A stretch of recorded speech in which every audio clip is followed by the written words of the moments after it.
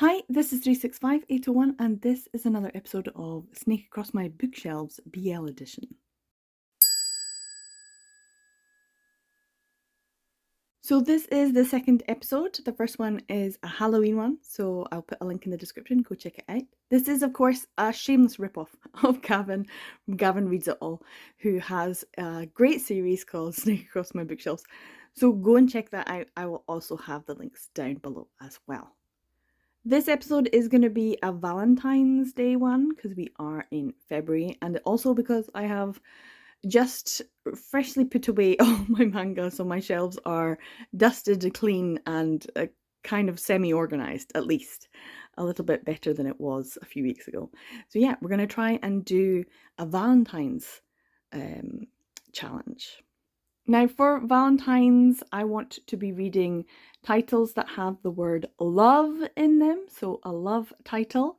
I also would accept ones that have Valentine's colour scheme, so pinks, reds, whites, that kind of thing. And I will also be looking out for ones that have any kind of Valentine's items, such as hearts, flowers, chocolates, anything that might be considered a gift, that kind of thing. Now, once again, I will be doing some power-ups. I've decided for 3 this time. We will have Cupid's arrow, which will mean if I get this power-up, I will be able to go wherever I want because Cupid's arrow always hits its mark. Then I also have Broken Heart. This will be able to snap a piece off of the snake so I can pass through, but wherever I end up going to, the shelf I land on, I need to read the longest series that is on that shelf, which is hence why I've got a broken heart. I'd have to read a lot. Unless, of course, I landed on a shelf that was just full of one-shots. That's maybe a plan if I get that power up. And then the last power up is First Kiss. Now this will let me go back to the very first shelf that I land on, so the first shelf will be really important, but it does mean that I need to, when I get there, read the oldest thing that's been on my TBR or the oldest volume that is on that shelf. So there's a choice there, and hopefully it also aligns with the challenge to read some Valentine's titles. So yeah, this is what we're going to do. First of all, we're not going to use the number generator because Gavin switched over to using a spinner wheel. So we're going to do that as well. We're going to use a spinner wheel to find out where we're putting, first of all, our power-ups. So the first one is Cupid's arrow, and we've landed on number 3. So that's this one up here. Just in case you're wondering, we're going 1, 2, 3, 4, 5, 6, 7, 8, 9, and so on. I remember this one being number 9 because I did land on it the last time, and I was like, oh, what do I do? And I forgot that I had my bowl right here full of prompts, so I could just pull one from there. So yeah, Cupid's arrow is in the number 3 shelf. So I kind of hope I land on that. Although, looking at what's up there, I'm not sure. So let's spin the wheel again. So for Broken Heart, we got shelf number 1, so another tall one, and another one that's also full of older titles. So maybe this would be good to get as well, so I can read some of my backlist older titles. So the final power-up is First Kiss, and then we ended up getting shelf number 5, which is this one here, full of Tokyo Pop. So yeah, I really hope I get this one. That would be really good. But of course, it does depend on where the first shelf is. So we're going to have to spin to see where I start this challenge from.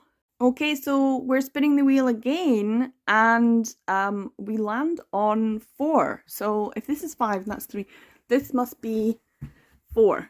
Okay, so we're back to the June manga titles, which is fun because we were in June before as well. But this is the start one. So, ooh, okay. So the first thing I need to find to start is a title that has love in it. And the obvious one right there is one that says love. It's Rabu in Japanese. Let's see if there's any other ones. Because I'm going to be honest, the older titles, the ones that look like this, I'm like, nah. But the one right next to it, I'm like, yeah. But it does not have love in the title. Then Comes Love? Ooh. Then Comes Love. And it's got kind of pinky ones in it. Whispers of Love. Ooh. Whispers of Love. Maybe. I would like to read this. It doesn't have love in the title. It does have some pink in it though. Okay, so there's 3 on this shelf that have love in it. I mean, the obvious one is love. And the thing is, if I don't read it now, like, what's going to make me read it? This one looks super cute, and it's by Puku Okuyama, and it looks like a high school romance, which is... I just love her little chibis. They're so ridiculous. Ryu Yamakami, I have read from before. Do you remember Treasure? That was a buddy read with Katie, and that was horrendous. Which would be amusing. Soshite koi ni naru.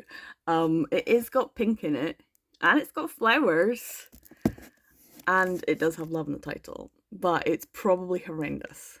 It's still brand new though, with the pink, with the plastic on. But this one is just love. And it's already open, I don't need to open it. And I really don't think I have any motivation to read this. So this is kind of the perfect time to read something that is older, something that I'm probably not going to want to read, from April 2010. So yeah, it's, what, 16 years old now? Jesus Christ. So, let's put these back in, and we're going to start with Love. So it's late afternoon, and it's already pretty grey and dark, and I've been filming other videos and things like that as well. So I've got some sausages, some asparagus, and some mashed potato. I am about halfway through Love, and I hate it. I hate it so much. I'm like, would I have hated the other one? What Then Comes Love? Would I have hated that one as much? I just don't like this. This is one that was, let me just check. I'm at that. I'm like chapter 3, I think. Am I just starting chapter 3? I think I am. Yeah.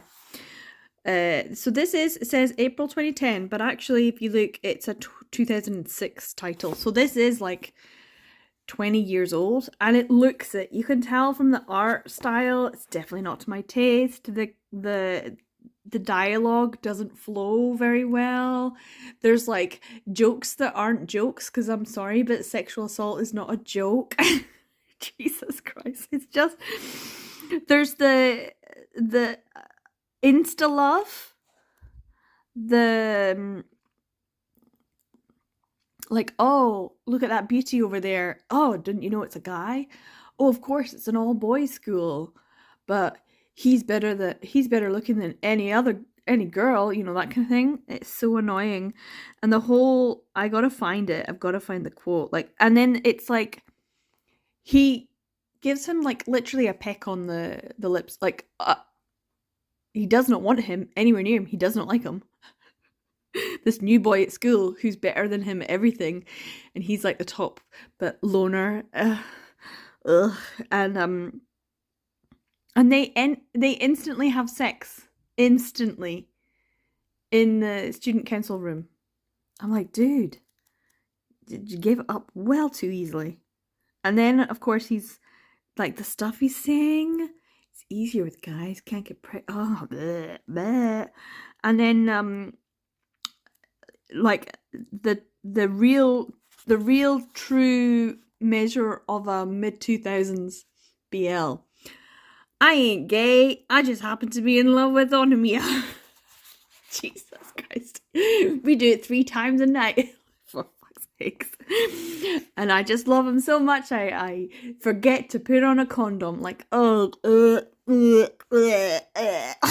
hate this so much. I hate it so much. I mean, he does say he's in love with him. He does profess to be in love.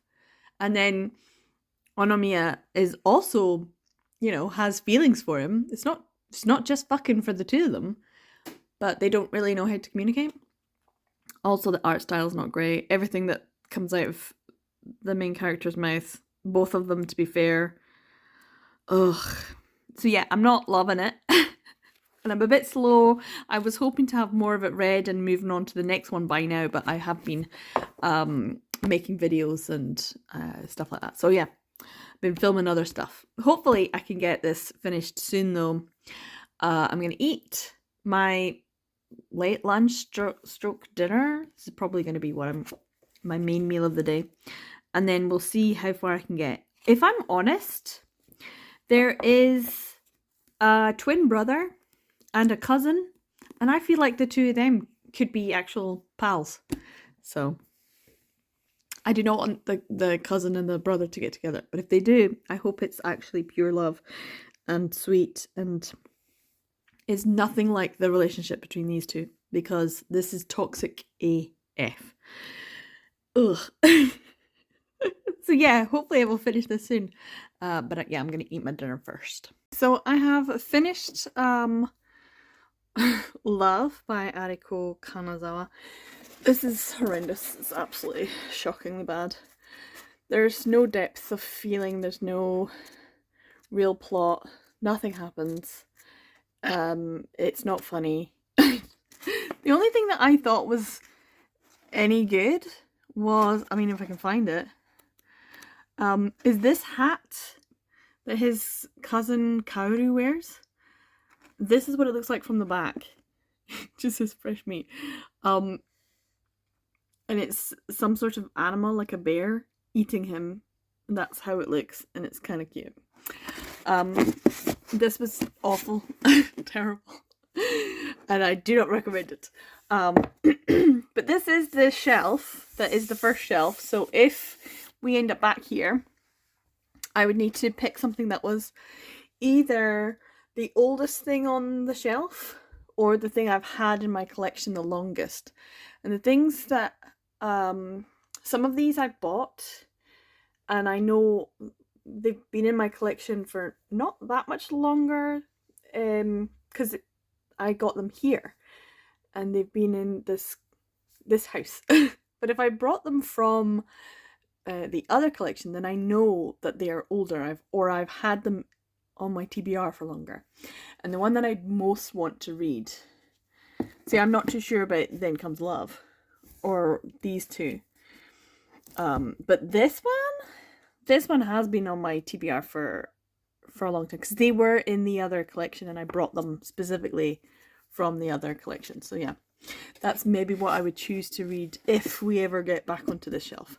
But as it is, we have completed shelf 4, and we're gonna spin again. Now I do have the light on above me, and I've got a light on in front because it's starting to get dark already. It took me a long time to read that. So we're gonna spin again and we're gonna see where we end up. I don't know. So yeah, let's spin the wheel and we'll see where we go. Okay, so we ended up on 14. Let's see. So that's 9, 10, 11, 12, 13, 14. Oh, it's a 7 C's. I don't think we got to 7 C's last time. It's 7 C's small trim. Oh gosh, there's lots I could read.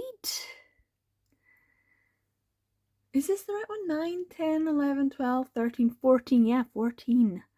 Now, obviously, we're looking at ones that have love in the title. The obvious choice is Love Me for Who I Am. Unfortunately, I don't have a volume 1.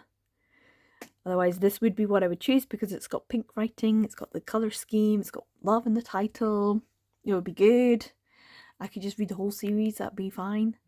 But yeah, I'm missing volume 1, so I can't read it until I get volume 1. The other one that has love in the title is Crossplay Love, and yes, I would very much like to read this. As you can see, I have a 3, 4, 5, 6, 7, and 8. Unfortunately, I don't have volume 2. I have read volume 1, I really enjoyed it, and I'd like to read the rest, but I haven't picked up volume 2 yet, so The two that have love in the title, it's got red's colour scheme as well, red with pink, so that would have been a good choice. So those are the two. So anything else that has love in the title? No. Anything else that has pink in the color scheme? Well, there's a bit of pink here and a bit of pink here. And is this red or is this pink? That's got a bit of pink, but it's like neon pink. Do I want to read a one volume to you guys at the vet clinic? I mean, it looks cute. There's paw prints. There's not like flowers or anything though. Let's see. That's got a bit of red, but it's not really. Doesn't have Valentine vibes, does it? Oh, I bet this one. It's got a bit of pink. Doesn't really have anything else Valentine's-y though. I mean, do these have anything on them? Let's have a look. These are my fairly newer ones. I don't see anything. Any flowers? Well, there's flowers-ish. It's not really the same though, is it? The other one is this. This is volume 2.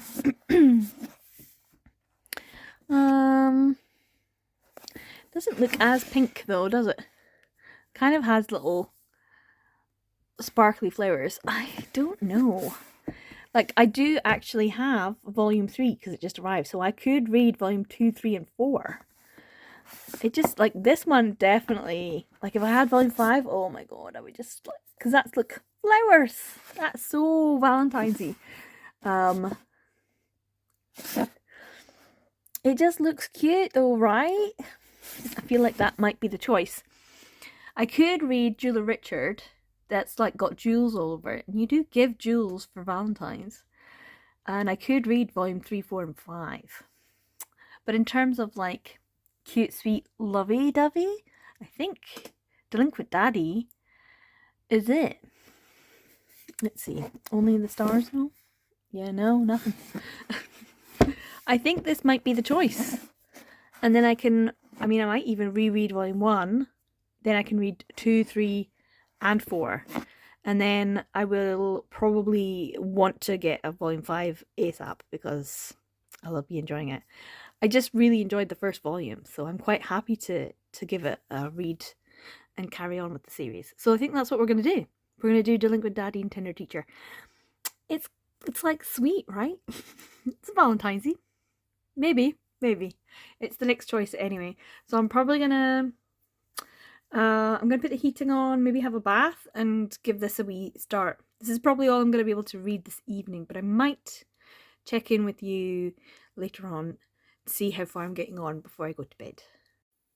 So I did a reread of volume 1, and it reminded me again how much this is perfectly fine as a standalone. It's exactly, perfectly formed. It gives the full story arc. You get everything you would want in the story, and it's perfectly fine as a one volume. But it obviously got super popular because it continued on for 6 volumes, and the author was even very clear that she was saying, "Oh, I'm really happy I managed to get this one volume done. It seems perfect, and it's sad to say goodbye to them. It'd be lovely to say more, but oh well." So it's like very much aware that Tama Mizuki has planned this volume to be a one volume series, but yeah. So then I just went on to volume 2, and I was like, oh, there's bums in this. It's such a lovely found family dynamic. It's super cute. Childhood friends, second chance romance type thing. And for what did they say it there? A second chance at first love. And that is kind of how it feels, and it's really, really sweet. And a wee primary 2 kid just trying to navigate life. Oh, the granny kind of keeping him hostage for a bit is like kind of glossed over in a wee bit of a way, but it is what it is. Anyway, the first volume is lovely, and then the second volume I just finished, and they are much more becoming family with each other, and they are just so cute. But then along with that, they've got the issues of maybe crossing boundaries and trying to navigate where is the appropriate level of connection, as well as the passing of the seasons and the different seasonal things. I thought his brother was just great. I loved that he was instantly like, yeah, cool. He's just like, yeah, I see what's going on here, and I am not only happy with it, I'm going to be asking you for your, yoroshiku onegaishimasu, korekara mo yoroshiku onegaishimasu. Please continue to look after my younger brother and his kid. So yeah, it was very much about trying to negotiate the boundaries of what's appropriate. It does end on a little bit of a, ooh, what's going to happen next year? He's so cute. This is the kind of thing that there's just certain ones that have a kid in it, and you're just like, oh, found family, I love it. And it does just remind me of, is it Asao Kai? As well. So yeah, there's different ones with kids. I feel like I need a list of ones that have cute kids in it. The BLs with cute kids. I mean, I could probably make the list myself, but still. So I had to go down the stairs to pick up volume 3, because volume 3 is going to be in my February haul. So but I may as well give it a read and move on. So I'm very happy. I'm loving it. I'm enjoying myself a lot. And I'm ruining the fact that I don't have a volume 5 and just like read the whole series. Although I feel like each volume has enough story in it that it's perfectly fine. You can just read it as is. So cute. They're just so cute. Oh yeah, and the new teacher. They'll have, oh, I'm so excited. So yeah, I am probably gonna read this, and then I'll maybe get volume 4 read tomorrow morning. I'm gonna try and see if I can get this done. It's already getting quite late, and I do need to go to work tomorrow, so we'll see if I manage to. But yeah, I'm hoping to get this one and maybe a bit of volume 4 read tomorrow, so I'll check in tomorrow probably. So good morning. It is the next day. I have finished. It looks like we might even have the sun out today. Wow. Wow, is it spring? As you can see, early morning, and there's actually some daylight rather than it's usually very grey. Anyway, I have something in the oven for breakfast, and I've got a cup of coffee. I really enjoyed these, and yes, now I have read up to the point where I can. I really do wish I had a volume 5 so I could just read 5 and 6 and be done, because it is a nice series. But yeah, I feel like each volume deals with certain issues. Yes, there's like the through story, because obviously it's the same characters and they are progressing, but each volume has its own like story, which is quite nice. So in this one we have obviously Hitsujii moving to a younger year group, and so Hinata has to deal with the fact that there's a new teacher and he's not really getting along with him. It's just kind of super cute.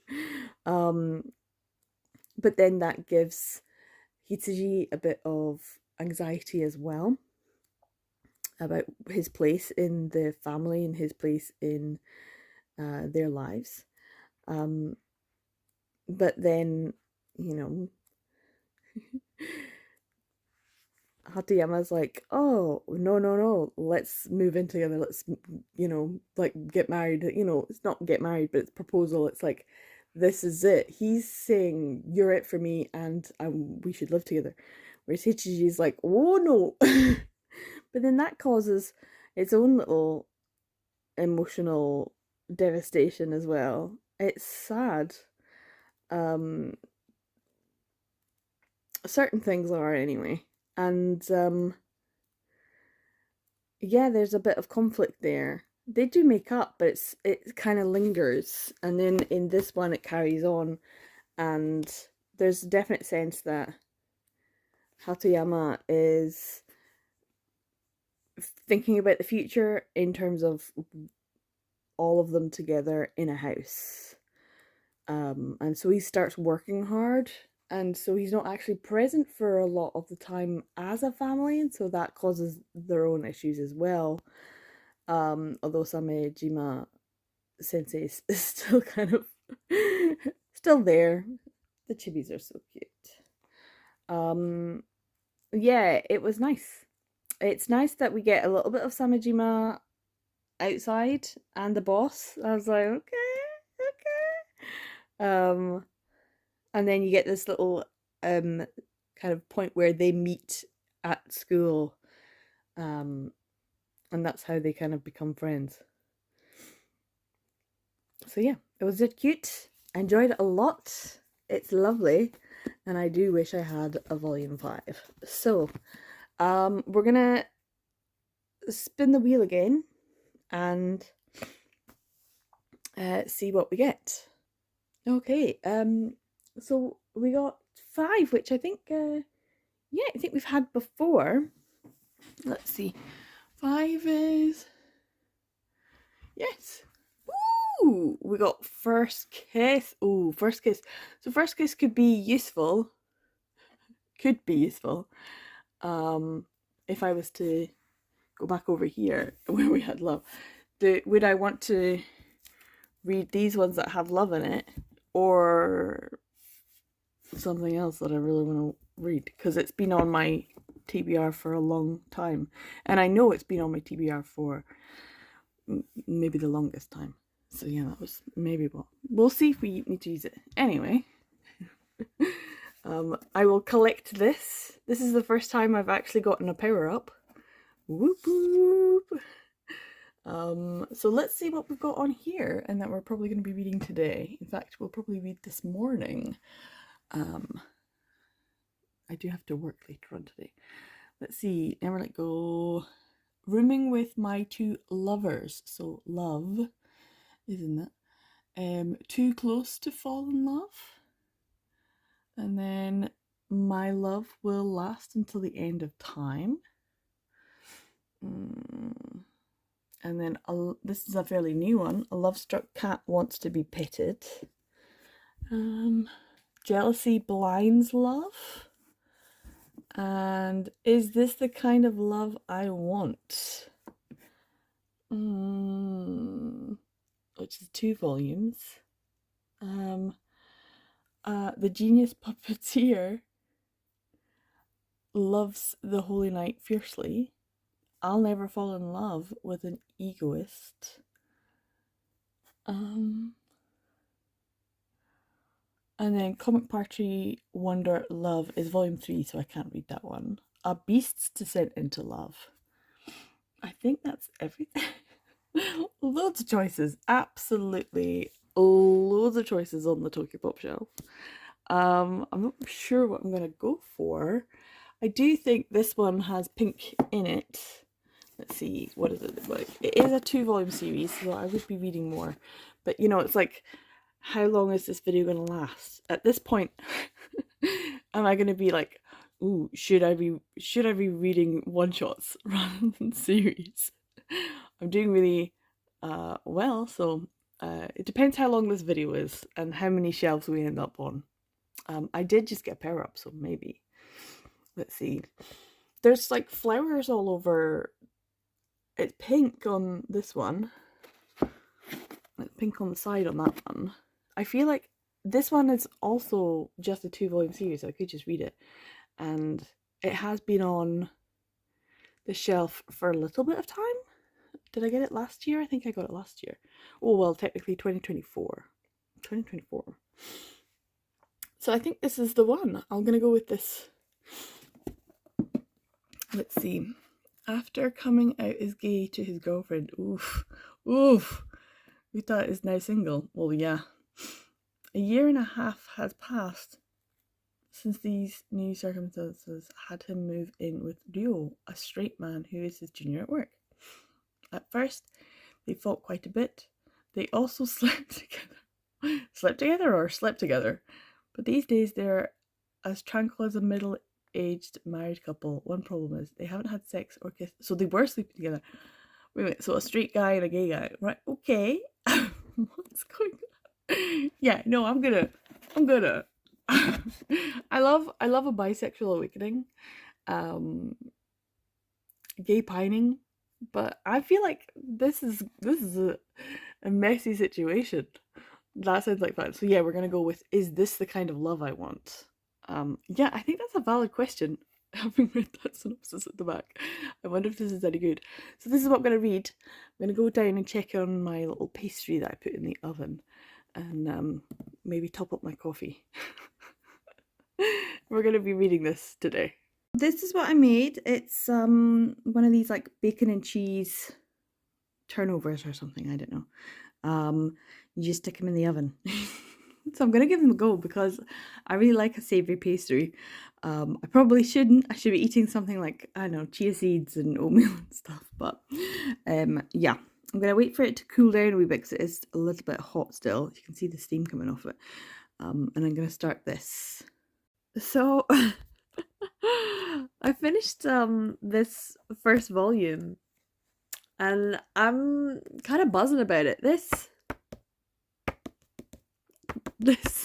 volume, I kind of feel like it came out of nowhere. I love it. I love it. This first volume, oh, I'm so concerned now about the second volume because I want it to be fabulous. I want to love it.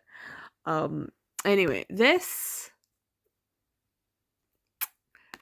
is amazing. Sometimes a manga is like a manga, and sometimes a manga is like a novel because there's just so much going on. There's so much going on in this first volume. The number of times I got to a page and read a line and went, fuck. Like sometimes from like revelations within the plot, but sometimes just from the words that a character says is so emotionally profound that it just hits and I can't help but go, fuck. Like 4, 5, 6 times. This has layers. There's like layers and layers. This is something. I really want to know, like, what do other people think about this story? It is so fascinating. The basic premise that was on the back, which is hard to read actually. Why would a gay man and a straight man who aren't dating or even sleeping together keep living like a couple? This is what happens, but it feels like there's so much more going on. Oh my god. There is depth and emotional interest in these characters are not surface characters. They might seem like it on the first little chapter. The first little chapter is just so like la la la la la. Look at these two men who are just, being so domestic. Isn't that cute? Isn't that sweet? They must so be in love. La la la la. And then you get further in and further in and you're like, whoa, what is going on? What is going on? Koki, I see you. I see you. This, like, the art style as well is also the kind that I kind of really enjoy. A bit like quite a few people, but what was it, Nomi and Shiba? Like, it's kind of not quite beautiful but detailed. I like it. I like it a lot. The expressions, everything about this. This is the kind of thing that just makes me go, ooh. Like every few pages I had to stop. It's taken me longer to read this. One, because there's more plot in here than I would have thought. I mean, it's a 2-volume series, but there's so much going on in here. But it's taken me longer because I have to stop every few pages and just sit with the story and think about it. I'm loving this. This is such a great experience. The reading of this is so good. There's so much more going on with these two characters. You kind of get this, like, you get perspective. So you're getting the perspective of, let me get the names right, Uta and Iki. So yeah, Uta and Iki. You get the perspective of Uta mostly from the start, and then you get his history and you get his backstory, and then you get like the backstory of that, and you're like, whoa, okay, what?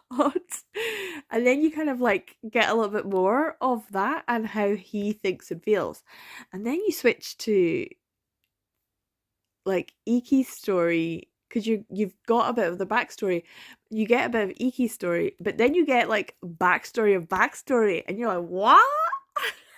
I'm not explaining this very well, but I'm kind of feeling like I'm having a revelation. Like, this is and also, oh yeah, there was a this scene here just made me think. See, I had to stop because I was like, see, every once in a while I'll read a manga BL and it will remind me of a previous year's 801 readathon treasure hunt mega board, because there will be something that pops up and I'm like, see, this would have been perfect for that.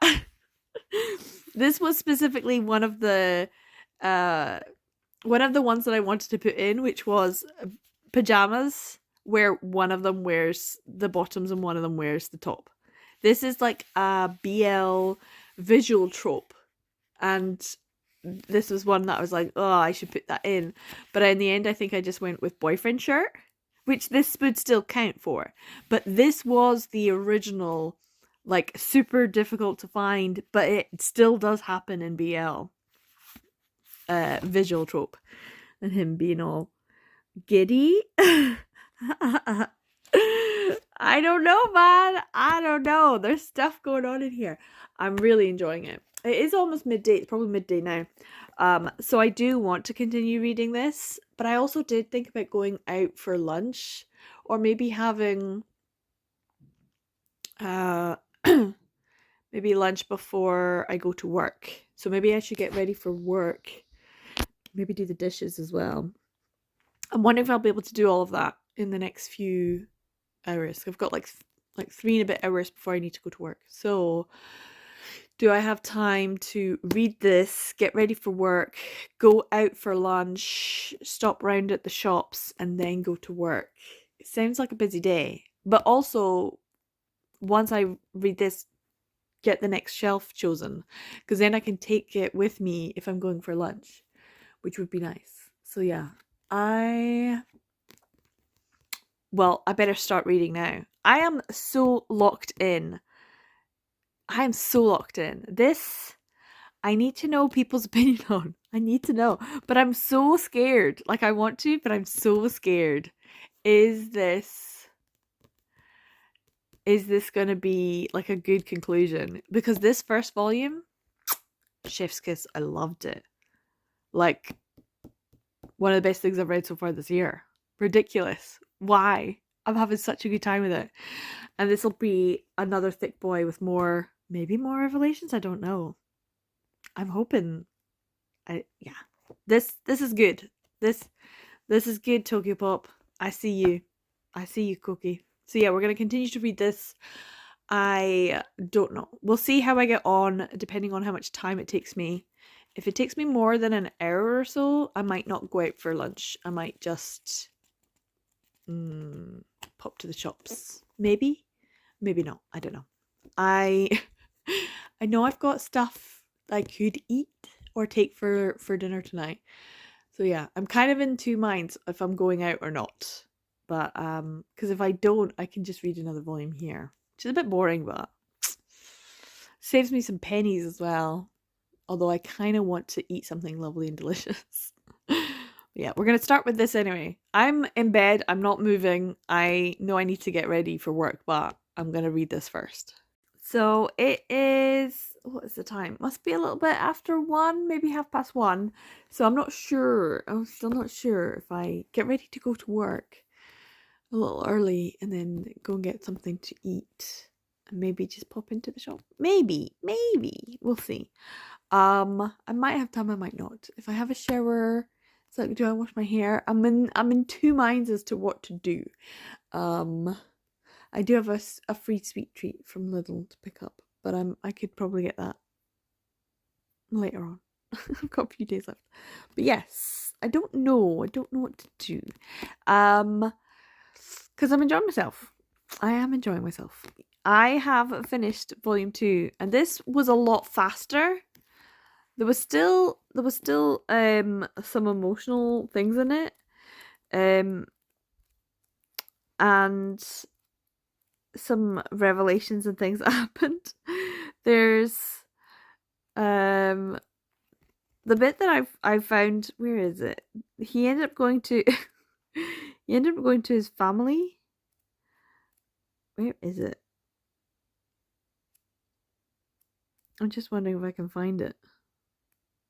Have I gone past it? Yeah, here we go. They go to his family, and then his mum is, saying, "Oh, you broke up with the girlfriend.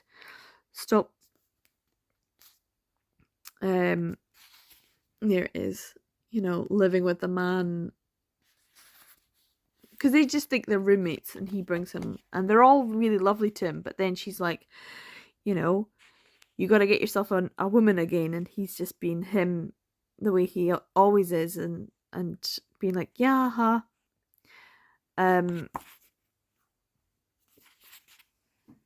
But he's just so sweet about it. Like, he's like, I notice you're in pain. I'm not going to let them hurt you. But then what he says to him afterwards, let me find it again. So yeah, this is it. He just, he watches him just be strong in front of his mum. And then he just holds him. And he says, you're so brave. You didn't want to hurt your mother. That's why you said all that. And then he says, I'll accept you no matter who you love or how you live. And I'm just like, oh, that's so sweet. I love you just the way you are. The fact that he said that he loves him at this stage, after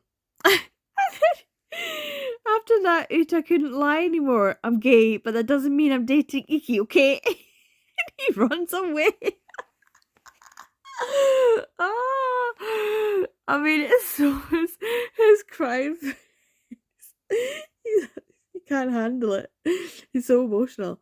The two of them are very emotional. I really like that about them. They're quite a good match. If only this is like the silliest miscommunication trope, which maybe that's why a lot of people don't like it, because it is a big miscommunication. There's a lot of miscommunication in this, but I feel like that's what makes this an interesting one, because there is miscommunication, but then you get something like, something so incredibly direct and perfectly formed. I love you just the way you are. Very Bridget Jones. And it was just like, there's bits in here that are perfectly communicated, and then there's also bits that you're just like, trying to communicate the whole bit as well, the proposal. This is a really good series. I loved this.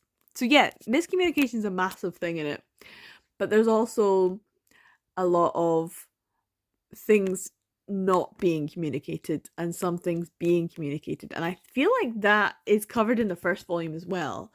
I think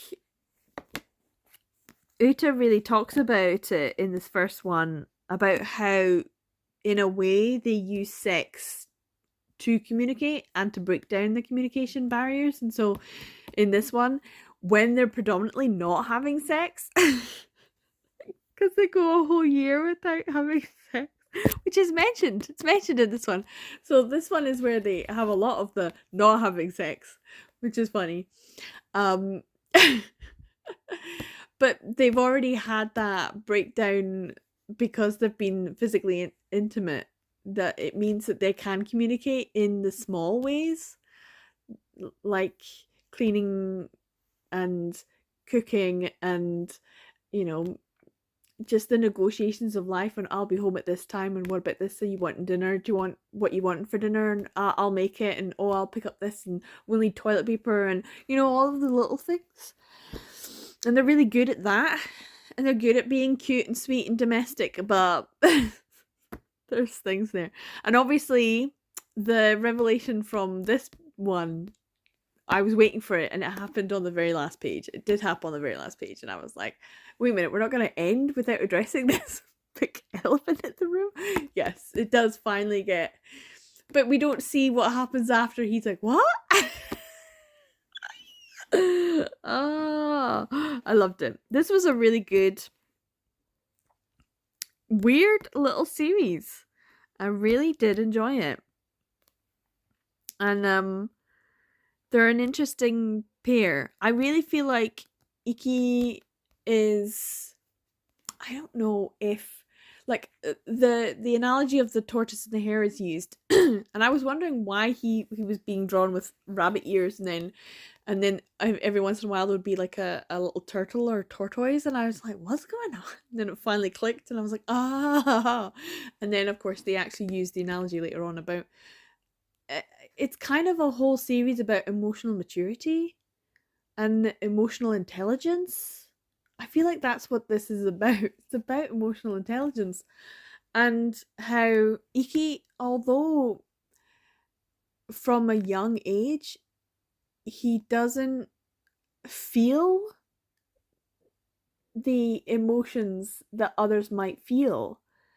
I think it is because he's generally more emotionally intelligent enough to be able to pick up on. He's so like sensitive to emotions that when he is placed in a situation at such young age that he experiences childhood trauma, but emotional trauma, that he develops certain ways of thinking and processes of thinking and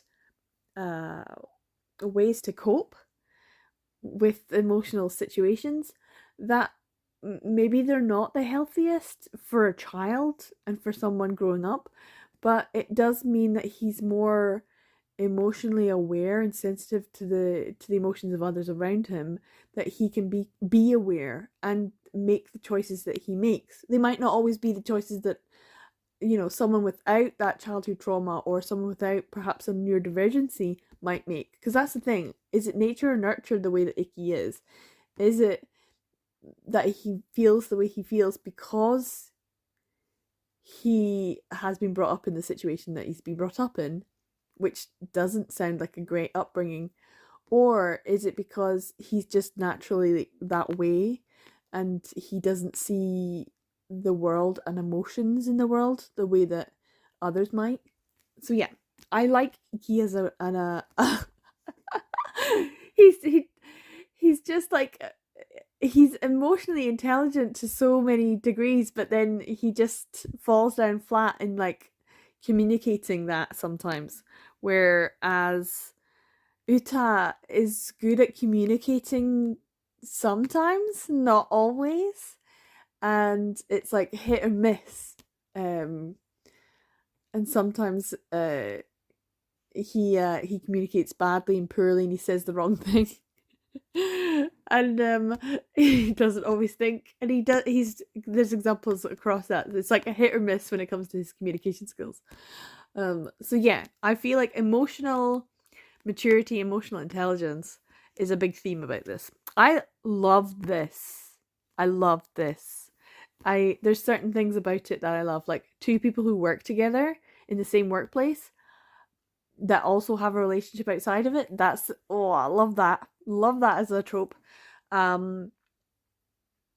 Things from childhood in the past that don't always get addressed or brought up properly or dealt with. Like, I love that. I love it when someone's like, oh yeah, we met before? What?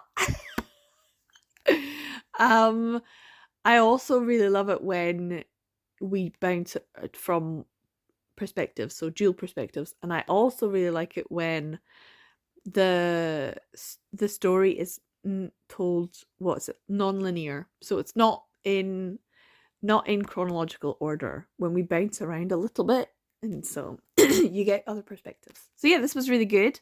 Really enjoyed this. We're gonna pick the next shelf to go to. I don't know if I'm gonna get it read before I go to work, because I do think by the time I stop talking about this and pick the next book, I'll probably have to get ready to go to work anyway. So I really need to pick up something to eat as well. So yeah, I'm not too sure what I'm going to do. But the first thing we're going to do is pick the next shelf. Okay, so we got shelf number 3 again, which means I think we've got another power up in there. Let's go and see shelf number 3. Okay, so I have to stand on my little footstool to see this. So we're getting Cupid's Arrow, which means, this is a really good one, means no matter what I choose, I'm definitely getting another shelf. So what have we got? Over here we got the Be Beautifuls. I'm squeaking because I'm on my little footstool. The one with love in it is Embracing Love. Oof, I do not want to have to read a 5-volume series. Selfish Love. I'm not really a big fan of Naduki.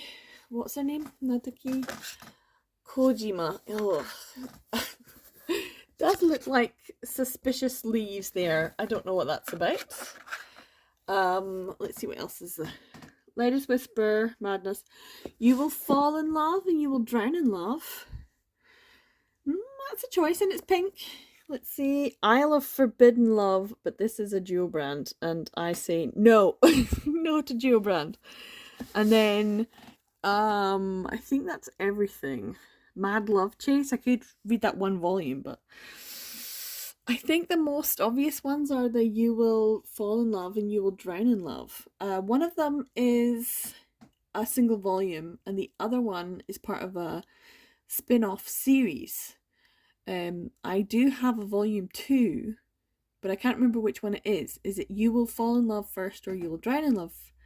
And then a volume 2. But actually it turns out, I think, that there's a 3rd volume that we didn't get because Blue went defunct before then. So I'm going to pull both of these out, and we're going to see which one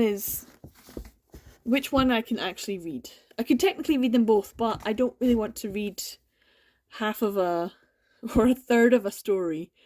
Can I just read 1 volume? Okay, so that was easily discovered. It says in the sequel to You Will Fall in Love. So You Will Fall in Love is this 1 volume story from, obviously, the goat Hinako Takanaga. She's Little Butterfly, Capable Man, and so many more. Obviously, Tyrant was a big one for Hinako Takanaga. So, yeah, this is, as you can see, I'd love a bit of. This looks like maybe kendo or archery or something. Oh, maybe. And then we've got the sequel, The Kimono Shop. So maybe this is like someone who interferes, maybe. I don't know. Always the way. But this will have a 2nd volume that I have in my other collection. But I think it technically has a 3rd volume that we didn't get. And then I think there's another spin-off series from Hinako Takanaga. Like this was a single, then this, and then there's like, yeah. So there's more in this universe that we didn't get. I'm just wondering how old this is. Oh, might have to go to the back of the book. Well, it's been a while. Yeah, archery. Let's see, what does it say? First printing, December 2008. Wow. But this book was actually from 2006. Another 2006 one. Oh, fingers crossed this one's better than the last. But yeah, so I'm probably not going to be reading this. I will just be reading this. But it's almost almost 2. And I probably should get ready to go to work and maybe get some lunch or dinner or something sorted out. So I probably won't be going out for dinner, which was the plan, but never mind. Might have time for washing my dishes then, because I would like to make my dishes all washed in the kitchen tidy before I go to work.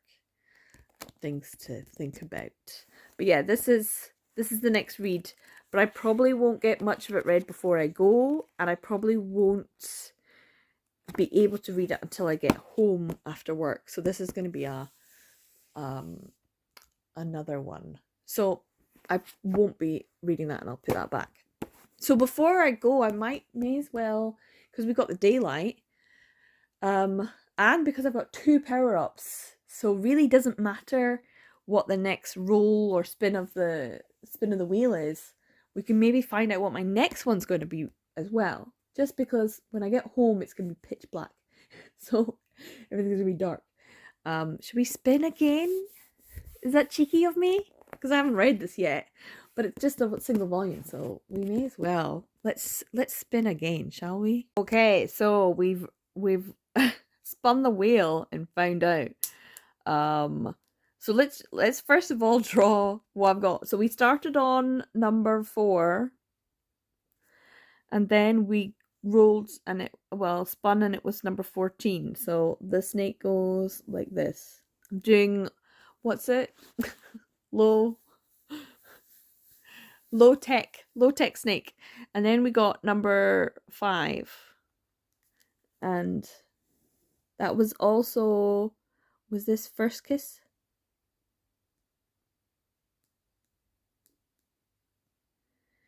Hey, that's lips, by the way. And then we got number 3, and that is,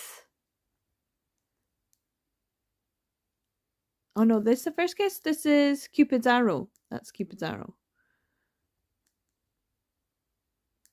That's an arrow, by the way. And then we just got 11. So I'm going to have to use Cupid's arrow, because Cupid's arrow always hits its mark. So it doesn't matter if there's a snake here. We can just go straight through the snake. So we are going to end up on number 11.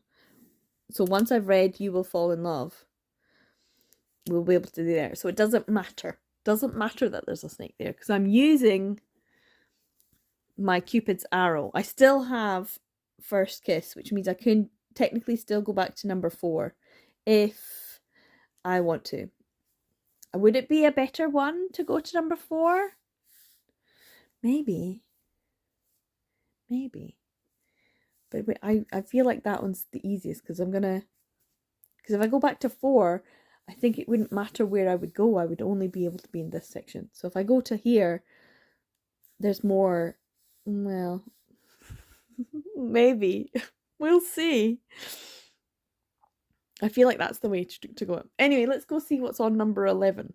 So 11's actually here. I'm going to sit on my bench again. This is my large trim size 7Cs. So we've got Grandmaster of Demonic Cultivation. So nothing really Valentine's about that. Obnoxious Hero-kun. There is a bit of pink in that. Killing Stalking, I don't really feel that's a Valentine's-y one. I Ship My Rival and Me. Maybe. Dangerous Convenience Store. Well, there's some pastels at least. Perfect Buddy. Love is an Illusion. Could just read some Love is an Illusion, because it has love in the title, and it's probably got let's see flowers on the front. So I mean, I could technically, if I was going to, more flowers on the front. So Love is an Illusion would be the choice, except I've read it again, and the whole point of getting these is not because I haven't read this. So technically they don't need to be on this shelf, because I have read this already. I would just be getting things I've already read. And if I start reading it, I'm going to want to read volume 1 and then I'll just end up reading the whole thing. And that's kind of defeats the purpose of doing the Snake Across the Bookshelves, to read things I haven't read before. And I know these are TBR shelves because technically I haven't read this physical volume. But it's hard to read just one volume of Love is an Illusion without then reading the rest. Because a couple of times I've picked up volume 1 and gone, I'll just have a wee flick through, and then I'm on Leshin for the next 2 days. So I'm going to maybe put that on a hold. Let's see what else has got. Has anything else got a love in the title? Sweet room, sweet. What have we got? It's got pink in it, maybe. And it has the word escape, which is a buzzword. So I could do 2 birds, 1 stone. Okay. Oh, so okay, we've got 2 here that have love. Nenko Nen's love a kitten and a salty dog, which I'm gonna be honest, I started last year and I got a little bit bored and was like, oh. So this would be good as a push through, like you have to finish this. And it does, have a sort of pink vibe. But this one has pink in it, which is great. And it does have 5 seconds before we fall in love. Another fall in love. Wait a minute. My other thing, and basically you will drown in love is the other one. Hold on. You will fall in love. We fall in love. See? Falling in love. Fall in love. This is an anthology though, and I've not read an anthology in a long time. And it's got quite a few different stories. My goodness, that's a lot. From BL Metamorphosis, Man the Appetites, and I think I don't. Oh, there's a few in there. So I think this is a good choice. So yeah, so this is the other one I'm going to go for. So I will leave this here. But I feel like we should move the Cupid's arrow and put it on this shelf because it has been used to get to this shelf. So yeah, that's what I've got to look forward to when I come home from work. That's what I'm going to end up reading. So I'll try and read that before bed. I also have to get ready because I might be doing some dog sitting. So yeah, I need to make sure I've got things all organized. So yeah, this is what I'm going to read when I get home. So good morning, it's the next day. I did not get much, or if any really, of this read last night before I went to bed. I was getting ready to go this weekend, so I'm going to be maybe taking this and maybe this one along with me, so I can read these outside of the house. So I might need to just update as and when. So today might be a bit of a busy day, it might not, just depending on how it goes. But I think I'll be able to read this fairly easily. But yeah, I've not got much of an update at all at the moment. Although I do want to just mention, I'm still in 2 minds about using Cupid's arrow to get here or to use First Kiss to get over here. I know what I want to read. I want to read this. That's what I want to read. But this I think feels better in terms of getting more options. It is right in the middle, because I can still go out the way or this way.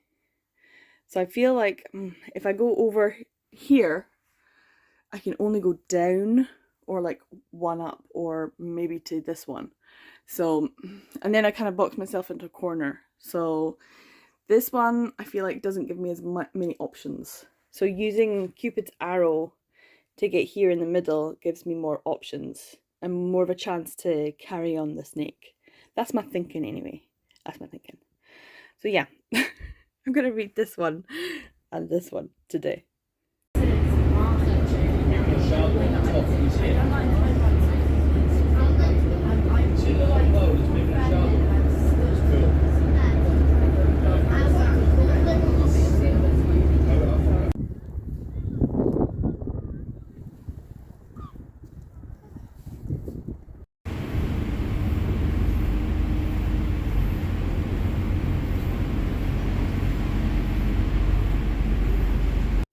So I am back from my weekend dog sitting. I did take these two with me, but I didn't really get a chance to update, although I did read them before I went to bed, so I did make sure that I was getting the reading done, even if I wasn't updating it. It was a really nice weekend. We went for lovely walks and we had the fire going and obviously dogs to pet, which was good fun. But yeah, I wasn't really vlogging so much because I was busy having a good time. But yeah, I'm back now. It's gotten really cold, so put the heating on. Hopefully the house will heat up soon. Because I might be worshipping at a radiator soon because it's a bit chilly. I did pick up some food as well, so I'll show you what I got. But I thought I would just chat about these. So You Will Fall in Love, Hinako Takanaga. We have a kind of, it is like a one-shot story. We have, I'm just trying to remember, Haru. Yes, Haru and Tsukasa, is that his name? Even after having just read it. Yeah, so we have this Haru who comes and he gave up Kyudo years ago, and he's now a teacher, and he's a substitute teacher at Tsukasa's school, and he is a senior in the Kyudo club, and they ask Haru to be the club advisor. He doesn't really want to be, and he says a lot of things which aren't really true about why he gave up Kyudo in the first place. But Tsukasa already knows why, and it was because Haru was in love with his older brother, who was his best friend. So this is an older brother, best friend love story, and he kind of spends a lot of time with him. He doesn't tell his brother that he's, there and he's hanging out with this guy that he knew when he was younger. He obviously had a crush on him as well. So yeah, it's a kind of like love triangle with the brother who's kind of unaware that anything's going on. Bless him. He didn't know that he was like suffering and pining for him, and he didn't know that the younger brother was annoyed and angry. He was in love with the older brother. But yeah, it's just a Kyudo high school based one. This is the brother. I'm trying to remember what his name is. But he is most obviously, and I was just thinking about it, the cover as well gives it away. He's like, you're barking up the wrong tree, dude. This guy's a nuke. It's going to be obvious in the next book. And this did exactly what I thought it would do, that I was a bit afraid that it would do, which is make me want to read the next volume, which is obviously You Will Drown in Love. But I don't have volume 2. And obviously we don't have volume 3. So yeah, I enjoyed it. I thought the older brother was interesting as a character. And I did think, yeah, I kind of want to read his story. Especially if, what was he was going to have to work in a kimono shop or something, which I'm like, oh, okay. I don't think Hinako Takanaga necessarily had all that figured out, but obviously this came out and people were like, give us the brother story, he seems interesting. Like, you made him too pretty to be just a standard character. He has to have his own story. So yeah, I don't think it was particularly good, if I'm honest, especially like the love between these two. He is a teacher, he is a student. Teacher-student relationships. But it is a Kyudo-based one, and also it's like, I've known you since you were young. There's not massive age gap between these two, but still. There was things about it. Also, it went awfully fast, which is very Hinako Takanaga. Like, what, suddenly you're in love and you're doing it? What? Like, can we have a bit of time in between? So things like that, I was like, it felt a little rushed. But then I would because it's just a one volume story. So yeah, nice enough. Maybe want to read more, but not. I can see the issues in it, and I'm fine. I'm fine with it. But then I went on to BL First Crush, and this is really good. I really enjoyed this. I like the fact that it has all these little stories. Some of the stories I liked more than others, but I definitely started recognizing some of the artwork before. But I like that they have them here. Like Konkichi is Zetai Bieru ni naru sekai versus Zetai Bieru ni naritaku nai otoko, which is like, what's the one, the sublime one, a BL man, the one that I actually want to read. I have two two volumes and I haven't read them yet. This one was the cute one. This one was made me laugh so much. He's like, you got a girlfriend? And he's like, and it's just funny, and they're all like, oh, tell us all this. And then the kicker at the end when he's like, they think we're idiots. I'm like, that was so cute. So yeah, some of them you could recognize, and some of them you couldn't. Like, depends on if you know them. And some of them have been published in English, so it was recognizable, like Home Run Ken for sure. But definitely I liked being able to be like, oh, is this person I recognize? Some obviously I do instantly, and some of them I'm like, oh, kind of recognize, but I don't know. And then like Mask Danshi there. So yeah, this one as well, I was like, hold on, who did this? I know this style. So yeah, I think we're getting some of the Omegaverse ones. So yeah, these were really cute. Some of them were really funny. I liked that one. This one was cute as well. Who did this one? I should know him. Noji, I think, did a Kuma title. So, but some of them, this one as well was kind of cute. Like, shocking. But yeah, this was,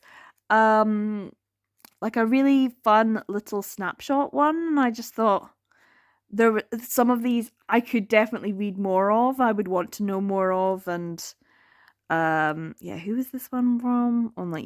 Nomura. So it's nice to have this. It feels like it's been a while since we had this kind of thing.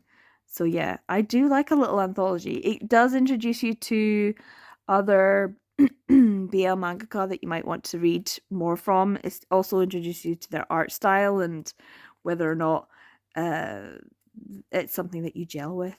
So yeah, this was really good. I really enjoyed it. It was like good to see all the names and kind of go, do I recognize any of them? And some of them I did, but it wasn't until I saw the art style that I was like, oh yeah, I definitely know. Some of the stories were dead sweet and cute, and some of them were like, it depends. Like, they obviously had all been given the same prompt, which was like pure BL, sweet or pure BL, and some of the stories are a little bit more bittersweet. So yeah, this was a really good one. I really enjoyed it. Plus, it also has before in the title, so it is a buzzword for January. So I feel good about having read that as well. I'm not gonna lie, I thought I would be finished this video by this point. But because I was away dog sitting, and also because we do have to spin the wheel again and see where we end up, and see what we decide to read. So yeah, we are at the moment on this shelf, which I think is it shelf 11? 9, 10, yeah, 9, 10, 11. I always think of where's number 9 and then where in relation to it. So I think this was number 11, and we used the Cupid's arrow to get to 11. So we're gonna see where we end up, and I'm gonna take you upstairs and we're gonna pick out what we get next.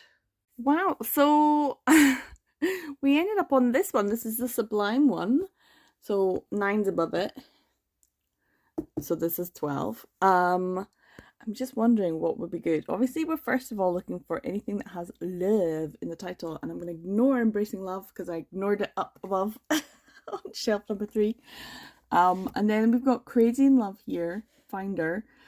But I'd have to read 11, 12, 13 and 14. And honestly, at this stage, I feel like a big reread of Finder would be good. This is what I'd really like to read. I'd like to read this one. A Man Who Defies the World of BL.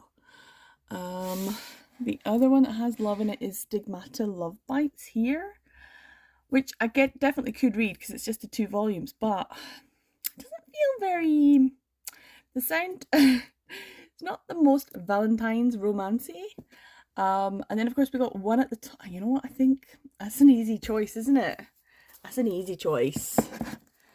Is to just go with a bit of my fave Shinjuku Nakamura and The World's Greatest First Love. I mean, it's first love and all that. I mean, I could get volume 17 out and do a wee reread of volume 17 and do volume 18. Then I know exactly what's been going on, because sometimes I forget.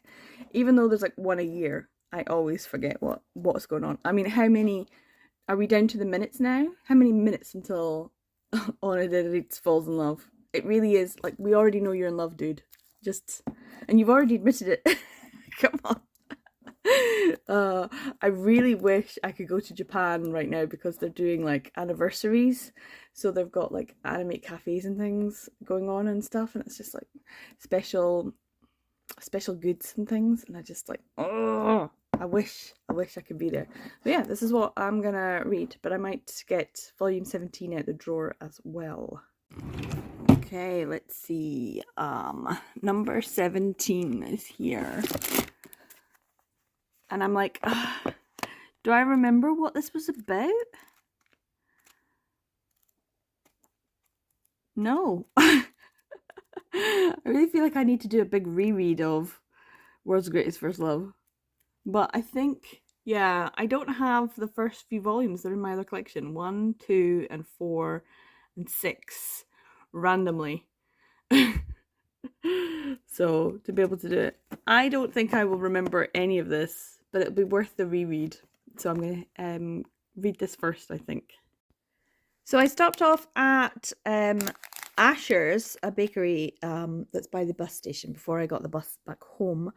And in it, it's stacked. It's like a big roll with like sausage in it and stuff. So yeah, I'm going to maybe add some ketchup or brown sauce or something like that. And eat that and have a cup of coffee, and I'll get started on a reread of volume 17, because I cannot remember what it's about. So I have read it, but I've read it once. But yeah, this is a 2024 one, so the other one will be from 2025. And 19, I'm guessing, will be released at some point in time this year, 2026. So I will pick that up as well. But yeah, I'll do a reread of this, and I might just go straight on and do that. I'm put the heating on now. Hopefully it will. I might just put the living room heater on as well, because it is pretty cold, and enjoy this and a warm cup of coffee or something, and then we'll see how we get on. I'm wondering, I mean, we still have one more power up, so I can still go to the first shelf, which is shelf number 4. So we'll see where the next one is. I think we're going to be nearing the end of this pretty soon. So yeah, we'll see how long it takes me to read this. Probably not very long. I might put even on some like TV just to have in the background. Or give now that I'm noticing some dust, give a wee dust. But yeah, eat this first, because I'm actually a little bit peckish. I did have breakfast, but yeah, I'm kind of hungry. And it is lunchtime-ish, so yeah, that's my plan for this afternoon. Read a couple of volumes, maybe just chill out, actually. I'm not working until tomorrow, so I have the day to just read. So we could just get this vlog might end depending on where we end up, but I feel like we still have one more power up, so we've got a couple at least, and I'm fingers crossing we're gonna get to read Does the Flower Blossom, because I want to. It's cute, and I've been really enjoying all these fluffy, cute, romantic ones. So I'm enjoying this snake across my bookshelves. I feel like it's a really great concept, so thanks, Gavin. It's a really good concept when you've got just TBR shelves. So literally everything on the shelves is like to be read. It's good that way. Anyway, I am going to put the heating on, and I might even put my washing on. That's a good idea. Let's put the washing on because I have clothes that I obviously wore over the weekend. And they're covered in dog hair. So yeah, this is my plan.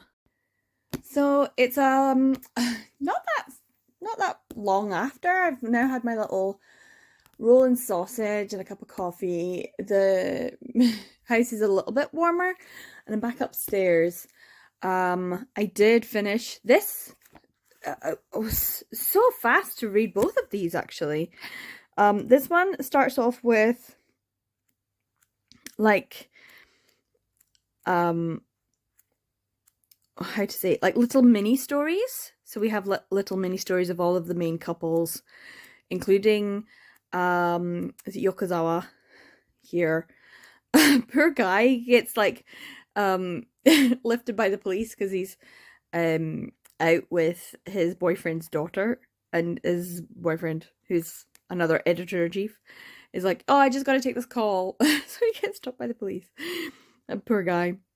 But then we go back into Ritz's story, and he's being given a newbie to take on, and she's like, I'd rather just have you, Takano. And he's like, no, and he's like bigging him up and making him feel good and stuff. So he's having a little bit of a crisis of like confidence, but also at the same time there's this whole thing with them being like, is he going to confess? And then Takano has said, well, I'm not going to accept your confession now until you do it like really big, and it has to be fabulous and it has to be great. So he's like stressing about that and trying to work and that kind of thing. And also he's like saying that he doesn't want to have sex with him until he's properly confessed. So he's like imposing this on himself and Takano, which is ridiculous because of course they just do stuff anyway. And then there was a little thing about him when he was younger. It was dead cute. It was dead sweet, and it was super fast to read this. And I was like, what actually happened? Like, that's the thing. These volumes now, it's almost like, yeah, but what is the plot of this volume? Like, is the story moving forward in any way, shape, or form? And I feel like it's not. We're rehashing things that we've already had before, and I feel like that was the case. Like, but what's the difference between these two volumes? I don't know. Like, honestly. So he does go back, and it's once again we're on. He's having to deal with the newbie mangaka, and she's like bombarding him with questions and stuff. She's a little bit too enthusiastic, and he's having to deal with that. And Takano's just like, "Come on, get it together. You know, you're supposed to be telling me these things so that we can deal with it, and also not having sex but still having sex, that kind of thing." And he's just there being his editor-in-chief self, and he's like he's being supportive. So yeah, there's that. There's also like the air conditioning thing. So there was an air conditioner broken here, and there's an air conditioner broken here. So I don't know if that's plot device. And the other thing was it when his mum? Yeah, so his mum phoned. So yeah, his air conditioning has now broken. His was broken in that one, and now he's broken. And since his mum called, and of course we know that Onodera is from the Onodera publishing industry, but he's been working with Emeraldo, for a while now. And so she's like, yeah, but you're only gonna be there for three years. That's the deal that your dad made with Isaka-san, who's the boss of the publishing company, who is also a nepo baby. And Onodera's like, what the fuck? So he's just, of course, stressing about, once again, being a nepo baby, because he constantly is stressing about being a nepo baby. I mean, that's how he got the job here anyway, because he was stressing about being a nepo baby. But he was happy at least that Takano did not know that that was the deal. And of course, he hasn't spoken to his dad about it because he's away on business. So I like that they were talking about in this volume and in this one how he worked in literature. You know, like him calling him the noobiest of noobs, and then him saying, I have got a lot of experience in, in editing literature. Thank you very much."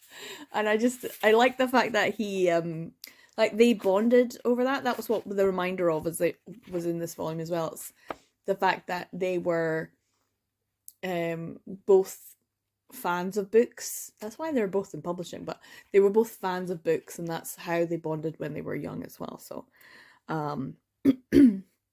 yeah, I really liked it. I do think he's like he's like making it so that 5 days. We got 5 days until he completely falls in love. So how many days was it at the end of volume 17? Let's have a look.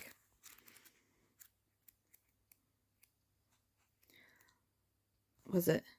Oh, that was until he ran into Takano. But where's the end of? Does it say? 3.3. Do we have one at the end of him doing stuff himself? Was 3.3? Are we getting it? No. I just want to know, like, where was the end of how many days until did they not do it for 17? Maybe they didn't. 33. It's not 3.3. 33. So was it the end of 32? Did they have one? Now I'm wondering. 16 days at the end of 32, chapter 32. 16 days until he completely falls in love. And then we have this whole chapter, which is chapter 33. And at the end of chapter 33, it didn't say, did it? It's just him doing himself. Because he won't let him touch him. It didn't say. Okay. So 33, and then we had this little extra. And then we go into this one, which is 35 was 5 days. Did we have one at chapter 36? I want to know. I want to know. Here we go. Is that it? 8 days. Can you see? So 34, it was 8 days. So went to 16 and then something and then 8 and then 5. We are 5 days. This is shocking. How dare they? How dare they? 5 days until he completely falls in love. He is. This is ridiculous. He just needs to confess. And I think at this point, Takano's just like, I don't care. Let's just move in together. Let's get married and live happily ever after. Like, that's it. Then at the end of this was a story from Kisa-san, which is okay. I don't like dislike them, and I also like the fact that maybe there's a little bit of tension there as well, because they just seem to have sex a lot. That's about it. Where at least with Ritz and Takano, they they have a little bit more of plot, and it's work relationships and things, which I have really discovered that I like that a lot. I like when work relationships are part of a manga. I am trying to like think of like Kayla did another 5-star edit, or audit I should say, of what she likes in 5 stars, and I gives 5 stars to, and these are, I think, workplace relationships are things that I enjoy. When people are actually doing the work together and they actually have to work. Really boring things like people doing jobs together. It just makes me laugh that's anyway. So I did read another 2. I'm thinking, let's bring this over because I did have to get this back out. We used the first kiss, and so am I on black? Yeah. And then we moved across to shelf 12, which is the Sublime shelf. So we're going to do another spin of the wheel. So we are over here. If I get something that I have to go through I can go over to shelf number 4. So I still have that option because I do have that power up from being on shelf 5. I can go back to the first shelf I was on, and that's fine.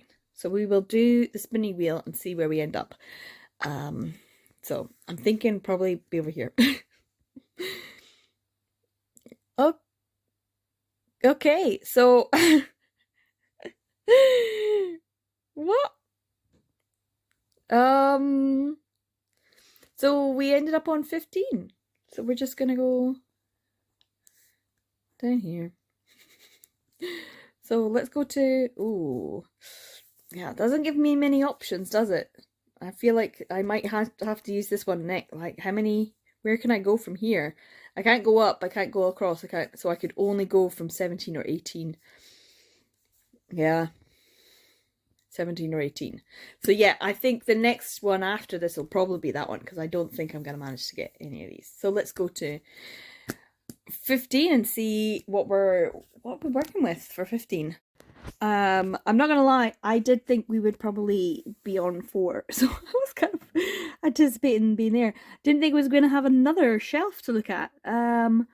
Right, okay, so this is the shelf that I've kind of like moved things from here and moved them up. So this is like a mixture of new or ongoing publishers that are currently publishing. So we've got Square Enix.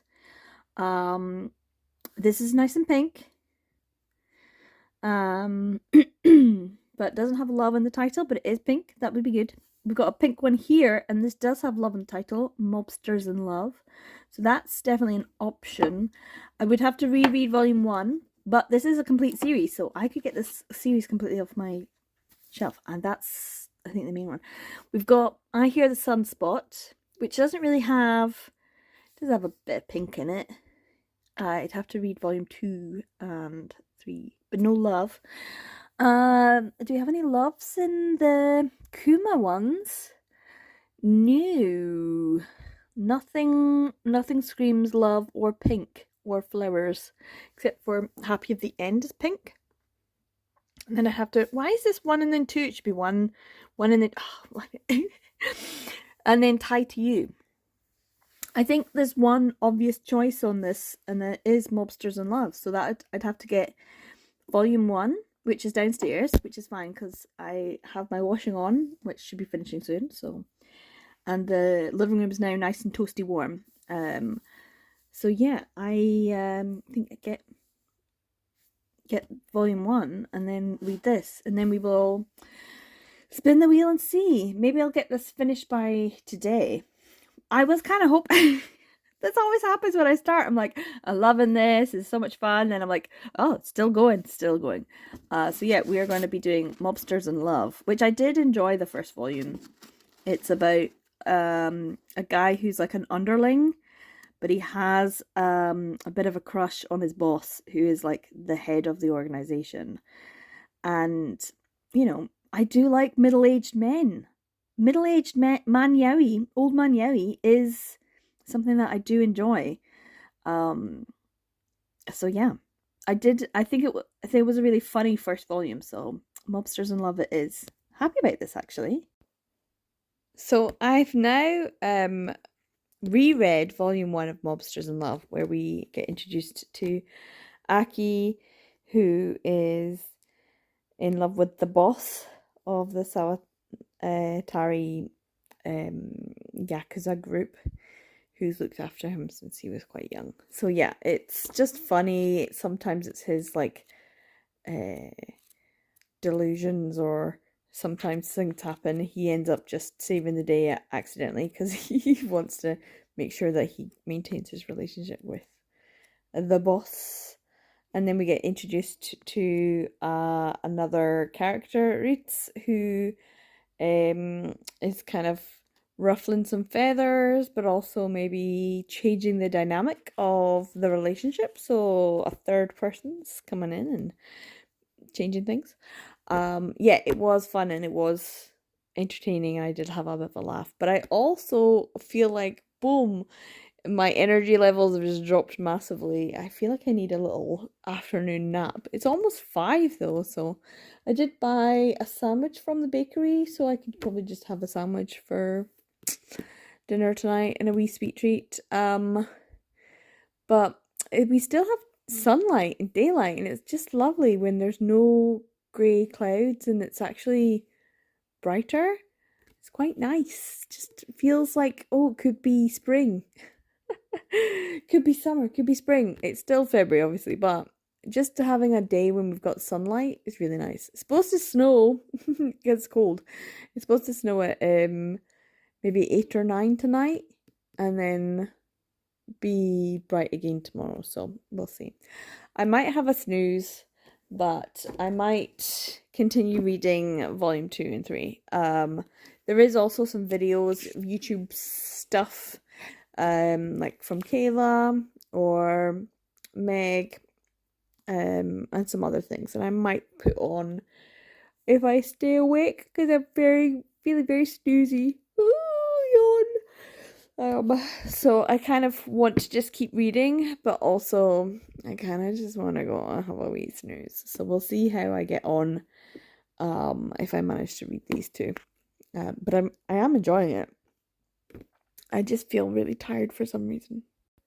So it is a very late now. I think it's about 10:30, maybe even later. The snow did arrive. We did get the snow. I think it's stopped now.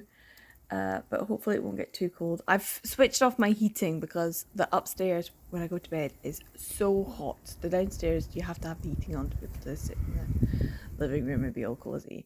But yeah, it'll be too hot up the stairs for when I go to bed. So I've switched off the heating and I'm gonna have a cup of peach tea. And this is the other thing that I picked up at the bakery. It's like a cream donut. And now I'm thinking this is the worst thing I could possibly be wanting to eat or to eat. Maybe I'm thinking maybe I won't now. Now I'm looking at how much sugar is on that. I'm thinking just no, put that away, put it in the fridge, have it tomorrow morning for breakfast or something. Or a snack tomorrow. I feel like maybe this is too late. I think it's too late for this. The peach tea I can drink. But maybe I'll put the donut away. I still have the bag, it's fine.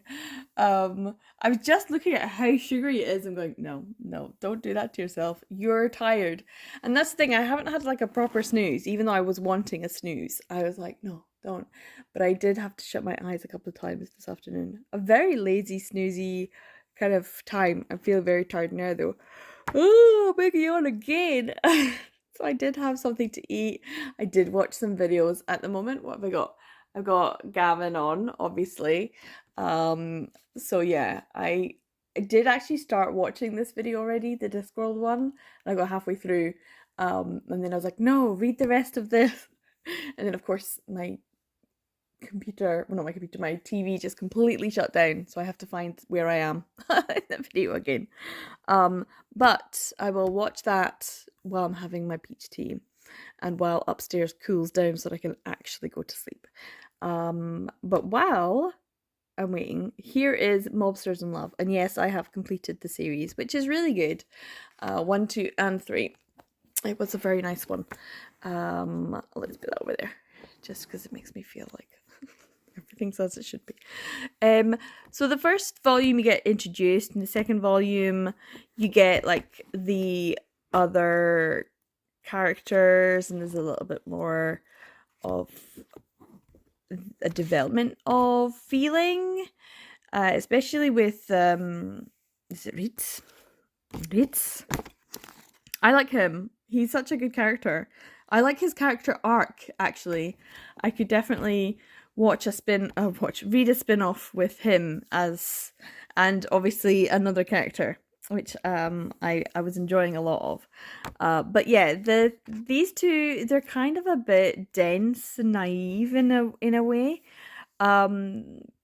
They feel like they've put themselves in these positions, and they're kind of like sticking to their roles, even though they now become aware of what their relationship or their feelings are until the end when something happens and you're like, oh, and it was kind of exciting. But it's super cute and it's very gentle and it's very PG-13, PG-12. Very PG. There's no nothing going on really. There's a little bit of kissing, but that's about it. So yeah, if you're looking for something that's fairly sweet and tender, given the fact that the subject matter is, like Yakuza, mobsters, yeah, it's pretty tame in that respect.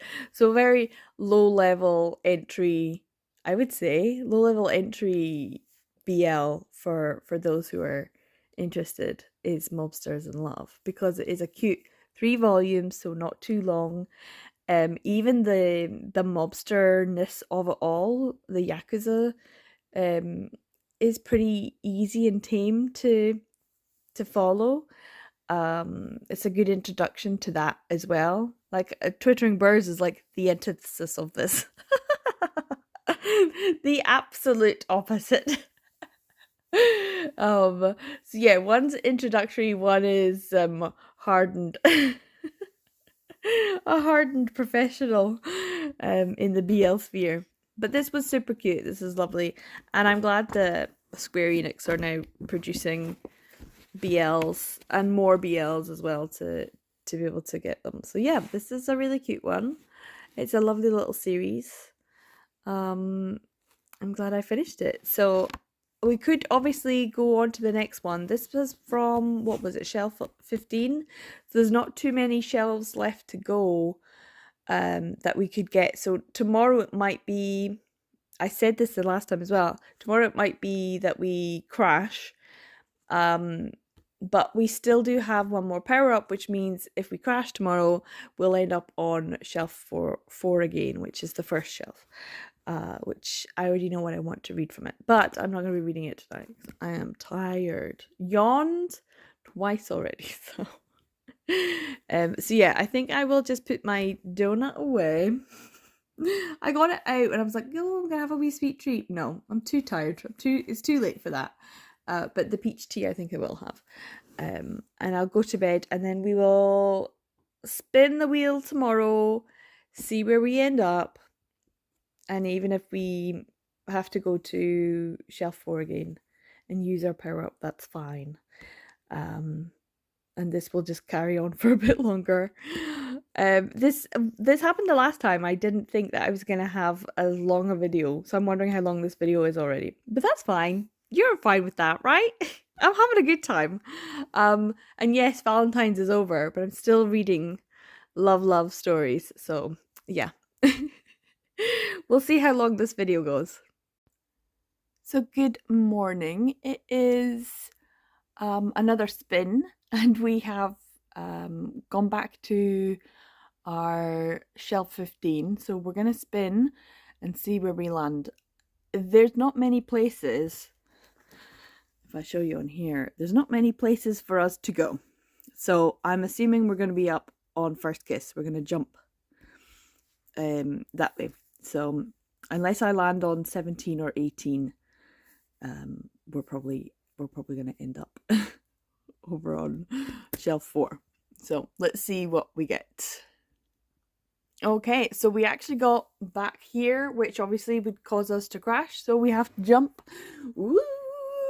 all the way over here. And we'll have to take our First Kiss power up and put it on. This was the the one that I would be interested in reading because it's been on my TBR for quite some time. And I was looking at over the weekend, I was looking at my blog that I started 365801 with back in, was it 2015, 2016? I think it's 2016 because I think it's 10 years since then. So this is like a 10-year anniversary.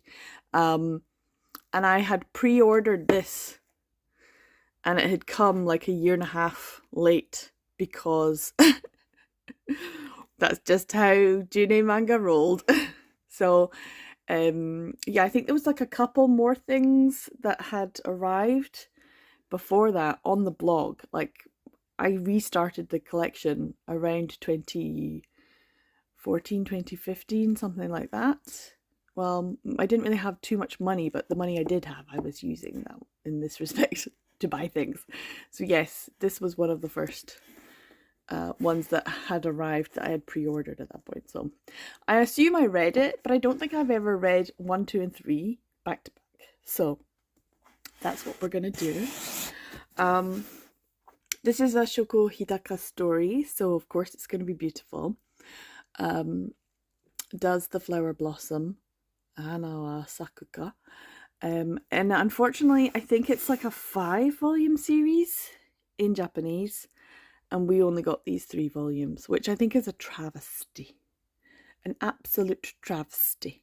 Because I actually really like the design of it. I like the way it looks as a June manga one. But what a shame.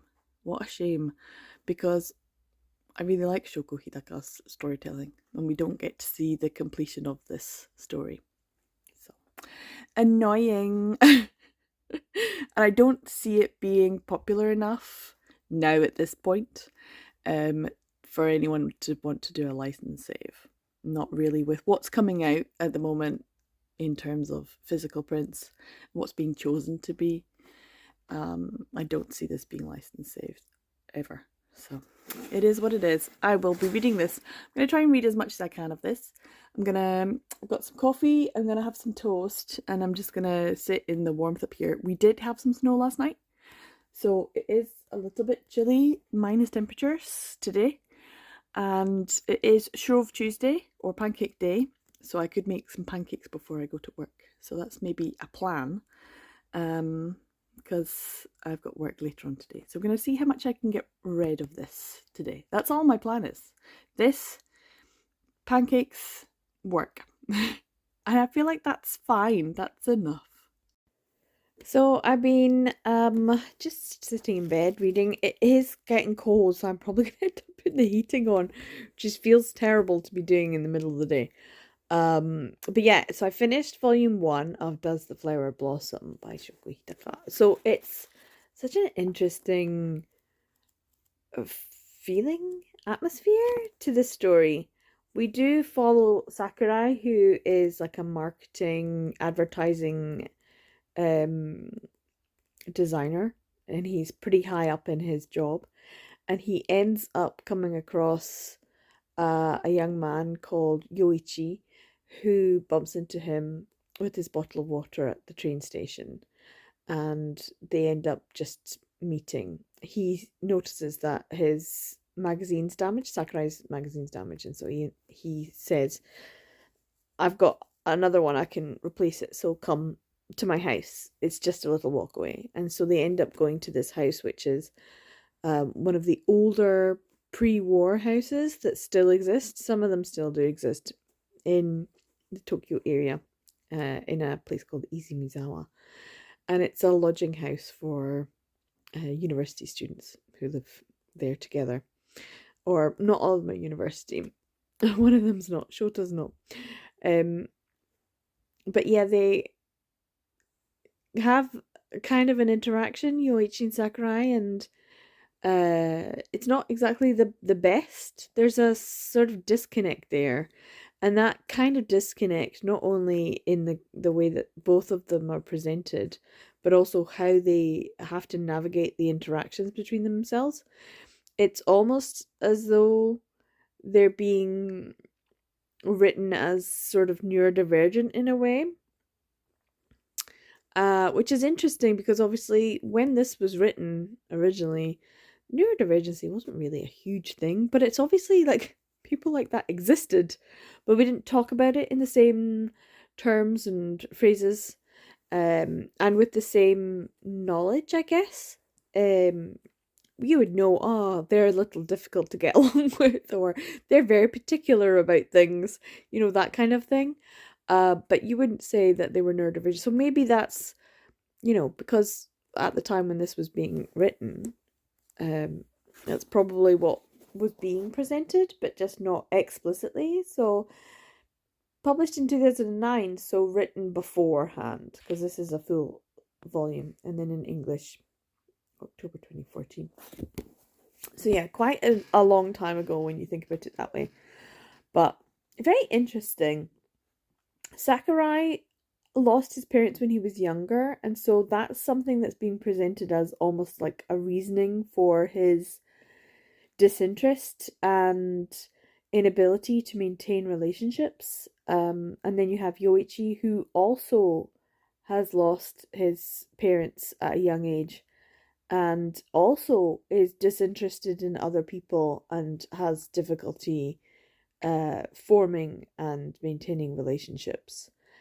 But they're both interested in the same sort of field, like Yoichi's in painting and Sakurai's in advertising. So they both have this sort of creative um, element to what they do.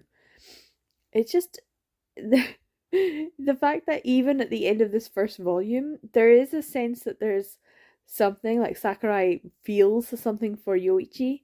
He's not really sure how to feel. It is a big age gap though, and that's the thing about this story and why some people loved it and some people didn't, is that it is a salaryman, overworked salaryman, as a character, which I love usually. If he was glasses and dark hair, chef's kiss, but he's not. um, but it's that whole sense of a disconnect, and is this something that we should be looking to encourage? And yet, it seems like the people around them do encourage their development of a relationship, whereas they don't look at it and go, what's this 37-year-old doing befriending this 19-year-old? Because that's the ages. That's the difference. So yeah, generally you would think, why are they hanging out? And they're not really hanging out. They're having like minor interactions. But that interaction is enough for Yoichi to exhibit emotional interest. And that's enough for everyone around them to say, oh, we should encourage this relationship, whatever this relationship might be. And that's the thing, they don't know. It's such an interesting, slightly weird manga from the first volume. I will continue with the second volume, but I'm thinking I should probably get up, maybe make some pancakes. I think it's just after 12, maybe nearing 1:30, and so I do need to get ready as well before I go and eat some lunch or something. I will probably pick up something on the way to work for dinner. I don't really have much in the house at the moment. So yeah, I'll have some pancakes maybe, put the heating on, have a shower, get ready for work, and then continue with volume 2. I won't get these read before work, which is a bit of a shame, but they are quite chonky in terms of the story. It's quite dense. What the star of this book is the house. I love the house. The house in the garden. Love it. I wish I could stay there. It's like a proper old Japanese style house with a big extensive gardening, and they even have like a jizo in the somewhere in the garden. It just looks like it would be lovely to stay in. Probably not great for like central heating or anything. There's none of that. There's none of that. But probably quite refreshing in the summer. But no air conditioning also. So but yeah, probably only good during spring and autumn. Not really that great in the winter and in the summer. But probably still nice to look at. But yeah. Right, I am going to put the heating on. I'm going to have a shower, get dressed, make some pancakes, and then carry on reading. That's my plan. So I have this pancake mix. So I'm going to give it a go. I thought I'd have to put in milk, but it just says water. Oh, what? Just add water? Not even milk? That seems weird, but they do have whey powder in there, so I don't know. We'll see if I can make some fine pancakes. As long as they're edible, that's the main thing. So I managed to make a few pancakes. I've got a wee stack. I've got some butter and I've got some golden syrup and just some lemon juice. And I might put on a little bit of cream because I have that as well. So it might be a little bit of a fancy. Usually just sugar and lemon is what I would go with, but because I saw this, I thought me as well. And because I have the cream, I may as well. So yeah, I might add a little bit of toppings to it just to make it a little bit more delicious. I will munch away on this and then get ready to go to work.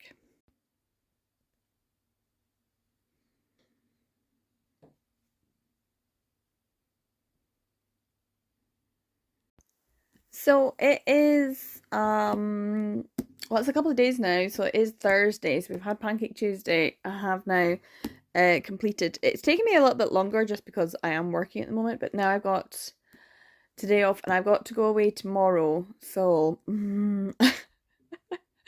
is this the end? Is this the end?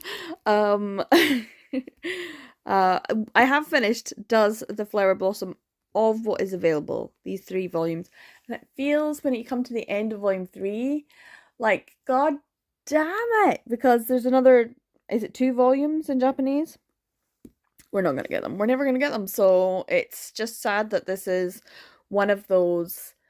You get the ones that are incomplete in Japanese, and then you get the ones that are complete in Japanese but incomplete in English, and those are the ones that hurt. They hurt. And this one especially because it is Shoko Hidaka, and I love Shoko Hidaka.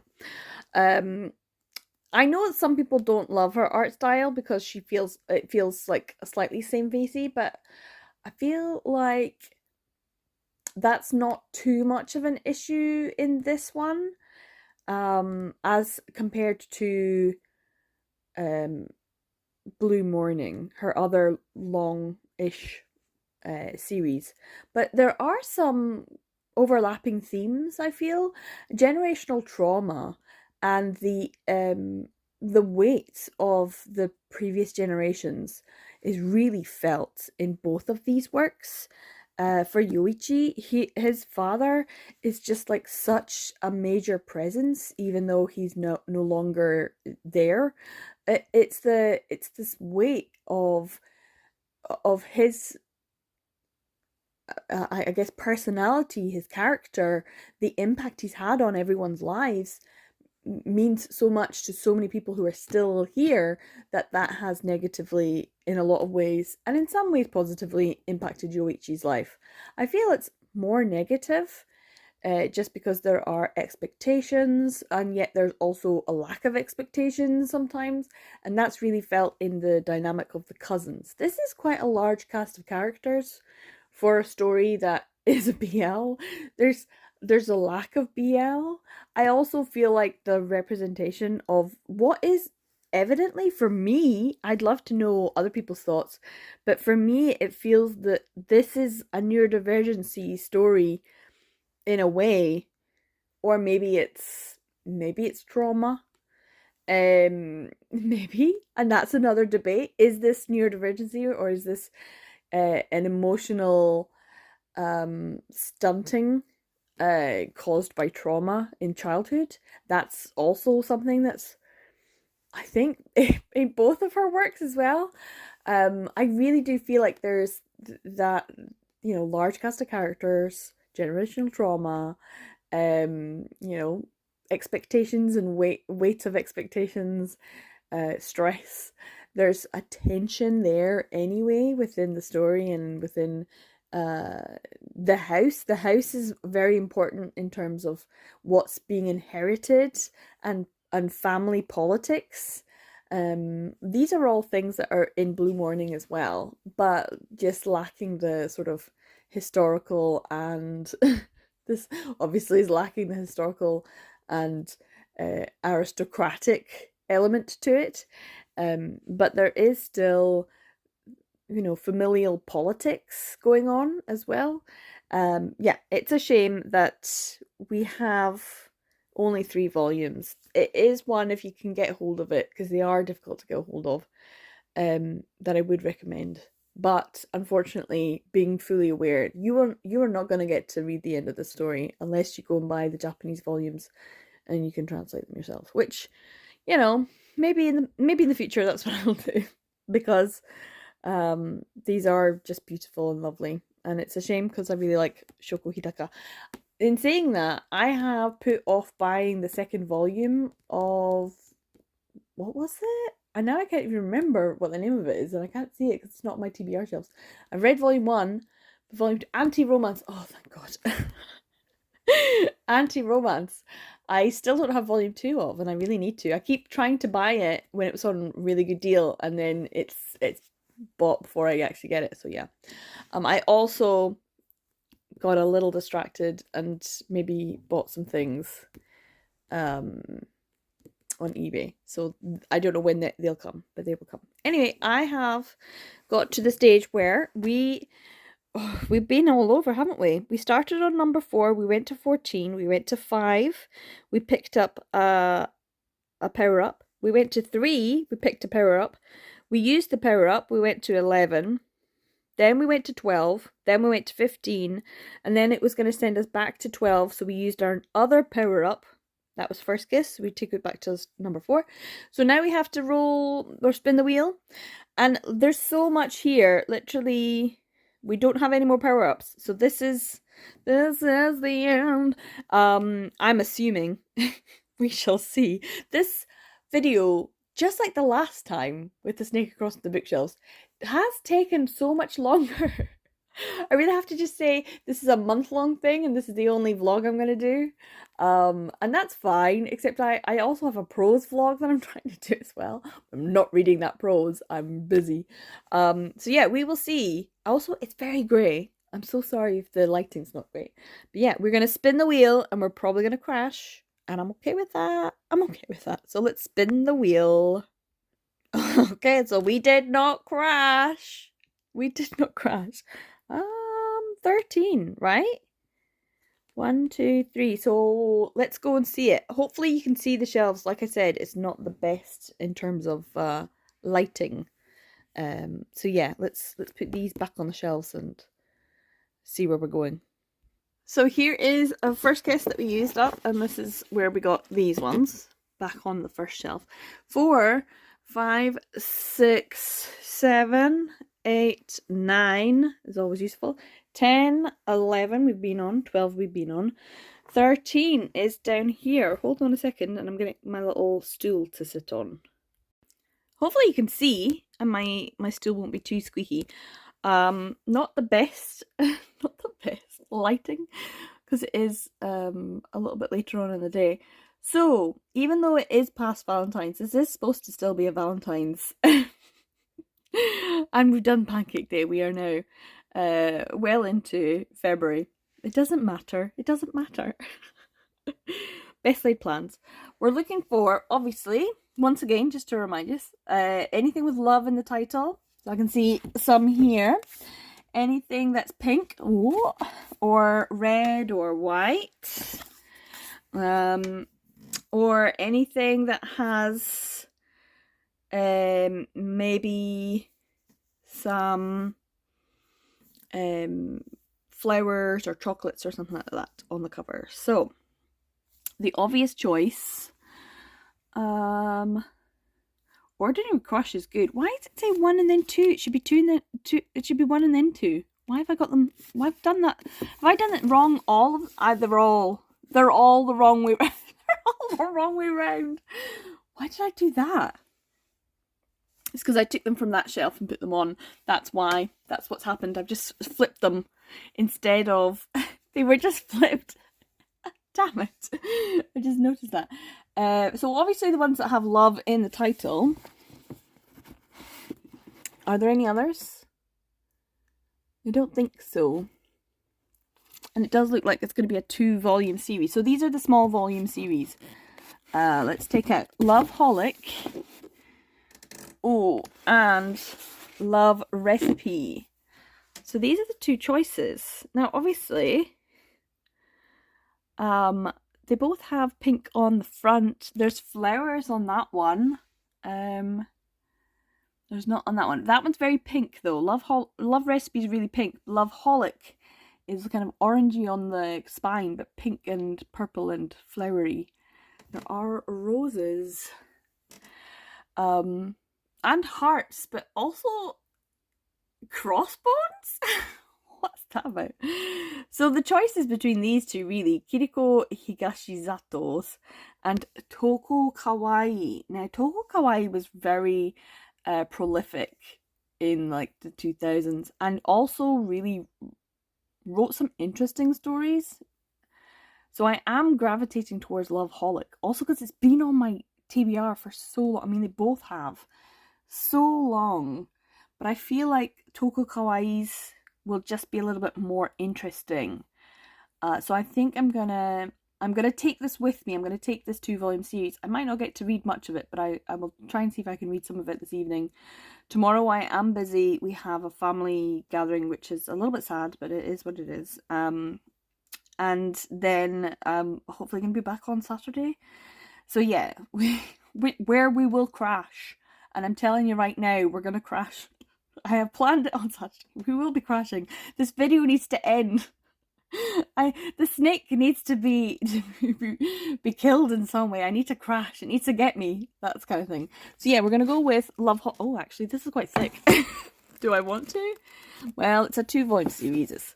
Maybe it's a good thing. Let's see. What is this one? This one doesn't look very Valentine's-y, but this first one does. What's it even about? Maybe I should check. Let's have a wee quick read. Okay, so I just read it. This sounds like something I would probably like. One, it's a 2-volume series, so it's obviously meaty enough to have good character development, but also it's a work placement type, salarymen, people working together and being kind of a bit like butting heads, rivals type thing. And I've really been enjoying that. I've been recognizing that. I really do enjoy when we have two people who have to work together and they don't always get along, but they really do get along. So yeah, this might be quite a good one. So yeah, this is the choice. I'm going to take these 2 volumes with me. I probably won't get them all read, but we will see. I will check in when I've had another bit of reading. And we will end this video. I don't know how long it's going to be. It's going to be super long now. So I'm going to stop talking. I'll let you know what I'm thinking when I've got some of it read. Now I am back. I am feeling a little bit hungry. Please excuse the wash machine. It is about to take off, doing its spin cycle. I've got a couple of sausages, some garlic bread, and some tomato soup, which I'm not supposed to have, but I'm gonna have anyway. And I've only really just started it. I did not get any read of this. I took it with me, but then did not actually read it. So that's fine. It is what it is. So yeah, this probably won't end today. Because I've got these 2 volumes to read, and I've got washing to do and some tidying to do and things like that as well too. And I will be working tomorrow. So we will see how much I get done of this. I might just try and see if I can read as much as possible of this. We will be crashing as soon as it's finished. That's just the way of this. It's gonna happen. So yeah, this will be the last thing I read for the video. But yeah, I'm gonna try and see if I can get some of this read. But I mean, it's fine that what I have read is just a few pages. You're introduced to the 2 characters, Nishioka and what's it, Matsukawa is the one with the cigarette, which was all the rage back in the day. And a photographer, and they kind of end up working together on things. And so I'm already liking it as a premise. We'll see if it goes, but I will see if I enjoy this tomato soup, which I've not had in a long time, and some garlic bread, and just the random sausages, just for some protein. But yeah, I will check in when I've actually read something. It will probably be darker and later in the day. Or maybe even tomorrow. Who knows? This is going to be like a month-long vlog. I can just feel it's terrible. No, I will get this done. I must. So I've got the heater on and a bit of cozy ambience, and I am about halfway through. They're just guys who work on projects together. Him as a photographer and him as like the magazine advertisement guy. I don't exactly know what his job is. But he makes the projects and he shoots the photos, and so they work together. Yeah, I'm not sure exactly what his job is, but he's getting promoted, but the people at his work who he got promoted over, or who don't get the same big money projects to work on and stuff like that, they're very jealous of him, and so they have been trying to sabotage him at work. And he is, I mean, I'm guessing very bi. Because he obviously has a bit of a thing. They obviously have a thing for each other, but they're like we're just workers, we're professionals, but also like they bicker a lot and stuff like that. Anyway, there's a guy who he used to work for, Tayama, who's a bit of a dick. He's a terrible photographer, and he only worked for him for 5 days or something. And then he was there as like the representative for the project that Tayama was supposed to be photographing, that's not the right word, photographing the pictures for, and he like threw something at him and was shouting at him and stuff like that. And then he, because he can't handle his temper, turned round and was like having a go at him. So anyway, he's got a bit of beef with Tayama because that's when they met. So it's been 5 years that they've known each other and they've been working in the industry. And he still has a bit of an issue with this guy. Anyway, he was supposed to have a magazine interview with Tayama, him, and the magazine. They were supposed to be like interviewed together because Tayama has been slagging him off ever since he quit, because he only worked for him for 5 days before he called him a dick and walked out. So let me at him kind of thing. And so he's been harassing him in different publications and things, and saying, like, being disparaging about his work, but his work sells really well. So but he was afraid that this big hotshot #1, you know, like fabulous photographer guy, dissing him would be bad. So he was saying, yeah, I'm going to go do this interview. But at the same time, he was like, the project that we worked so hard on has been leaked to a rival company by the guys at his work. So we don't have anything to present because that other company have already presented it as their own work. And I'm like, sure, this is a story, but if he's done the photographs and another company has used his work, like, he still has copyright over those images. So, like, he could sue.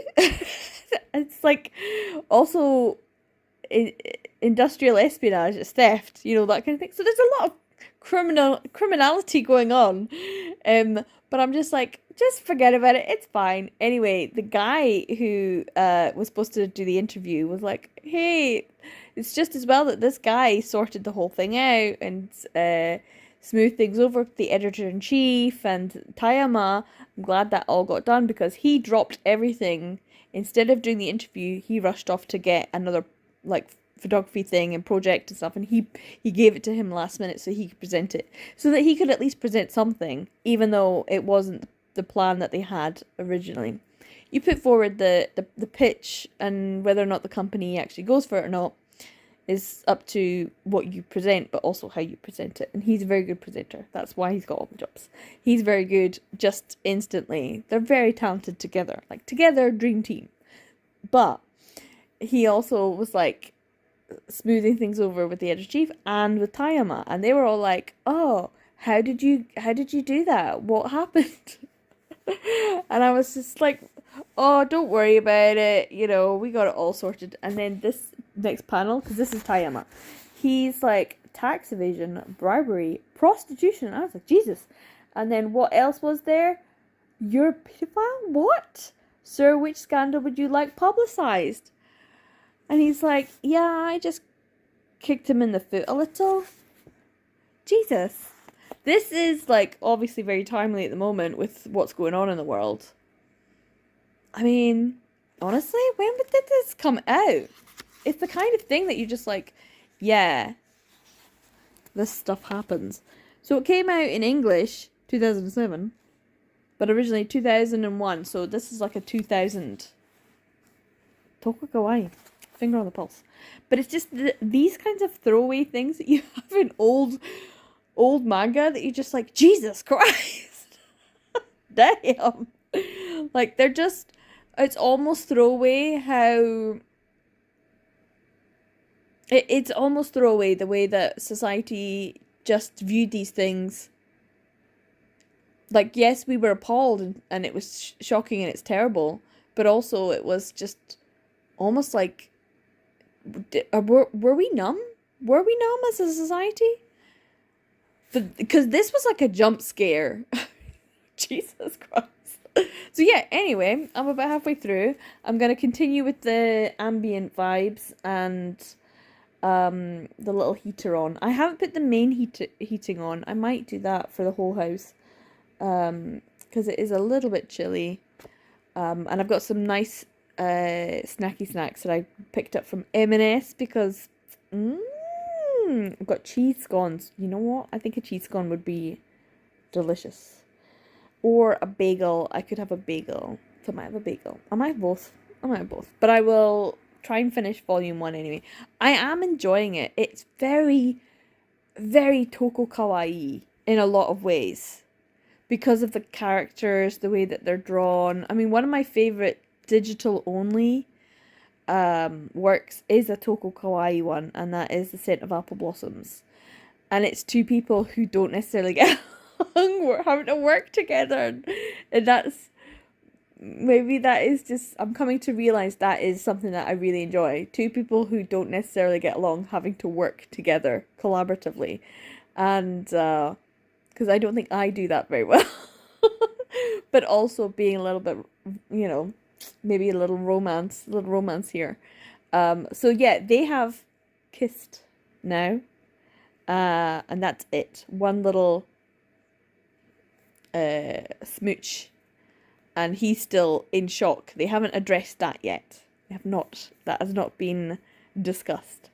So yeah, that's where we are at halfway through this volume. And that's, I think, a good level where you get a little bit of their backstory. We'll see how they get on. Is there going to be more? He's alluded to having a bit of a thing for a guy who he knew when he was younger. So, yeah. And that's about it. It's a lot of the work side of things, which I actually really enjoy. I enjoy when there's a lot of discussion about the jobs. There's terminology, things that I don't know, and I feel like I learn about a job. And I felt like with Toko Kawaii's other work, there is more depth. It's more dense. There's more story. There's more meat on the bones of the plot than there is, necessarily in other modern day ones. I like it when I learn things about a job. Kind of reminds me of Daisy Jealousy as well. If you like Daisy Jealousy, it's a bit thick one as well. You learn a lot more about the jobs that they're doing and what it is, and it's like the ins and outs, the nitty gritty. I like that. So yeah, it's just one of those that I think is perfectly made for me. But then it's also Toko Kawaii, so we'll see how this goes, because that was a jump scare for me in 2026. So, I mean, that's what, 25, at least 25, 26 maybe years old. That's crazy, isn't it? Anyway, I will check in when I've read some more. Okay, so I finished the first volume. The majority of it is the story between these two. There's a moment where he gets a bit maudlin, Nishioka. He's cute with glasses. And Matsukawa gets him and takes him back to his, and they end up having a passionate night. And that's what I really like about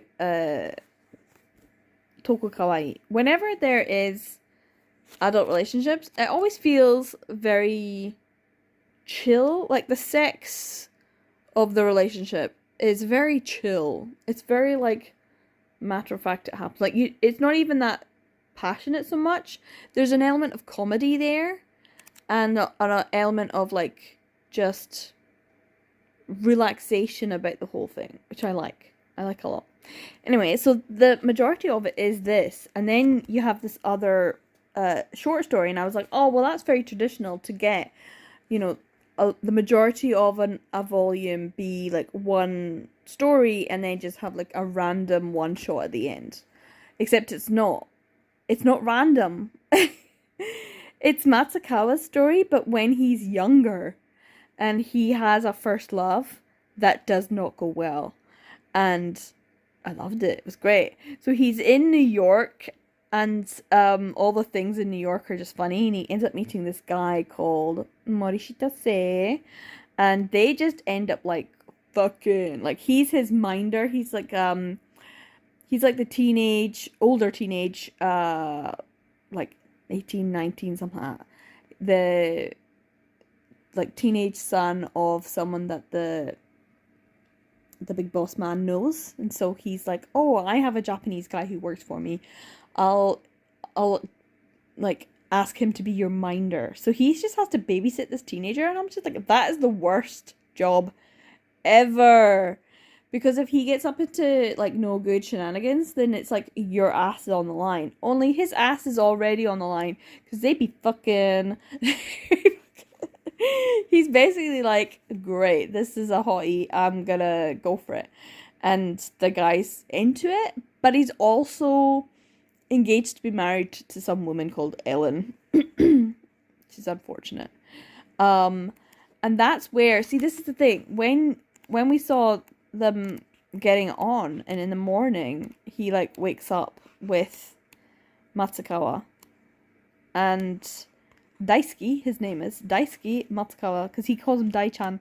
So he wakes up with Dai-chan, and he's got a tattoo, and you're like, what? Didn't see that. So yeah, he's there being a bit of a dick. He's a teenager. He's full of himself. He's very self-centered, and he's a bit of a dick. But he's having this love affair with this guy who is, living his life. He's got a woman that he must have some feelings for. Maybe he doesn't, but maybe that's just the way he's living his life. But he's always going about how cold he is and how he wants to warm him up and how he's a coward and blah, blah, blah, blah. So they're not really getting on. I did enjoy the Barnes & Noble little mention there of Barnes & Noble. But he ends up being all maudlin himself because he had to go away for work, and then of course he's like got this tattoo showing. But he's only 19 at this point. He's gonna be 20 soon. They end up having an argument, having sex, and then he confesses that he's actually gonna get married next month on his birthday because Ellen's pregnant. And I was like, damn, this is like real melodrama for, Dai-chan, who seems so put together in the rest of the story that this is his backstory. And so they have this big thing. I'm like, dude, you knew what the situation was when you got involved with him. He's a grown adult, and you kind of not really forced yourself, but in a way forced the situation. You put him in a difficult situation.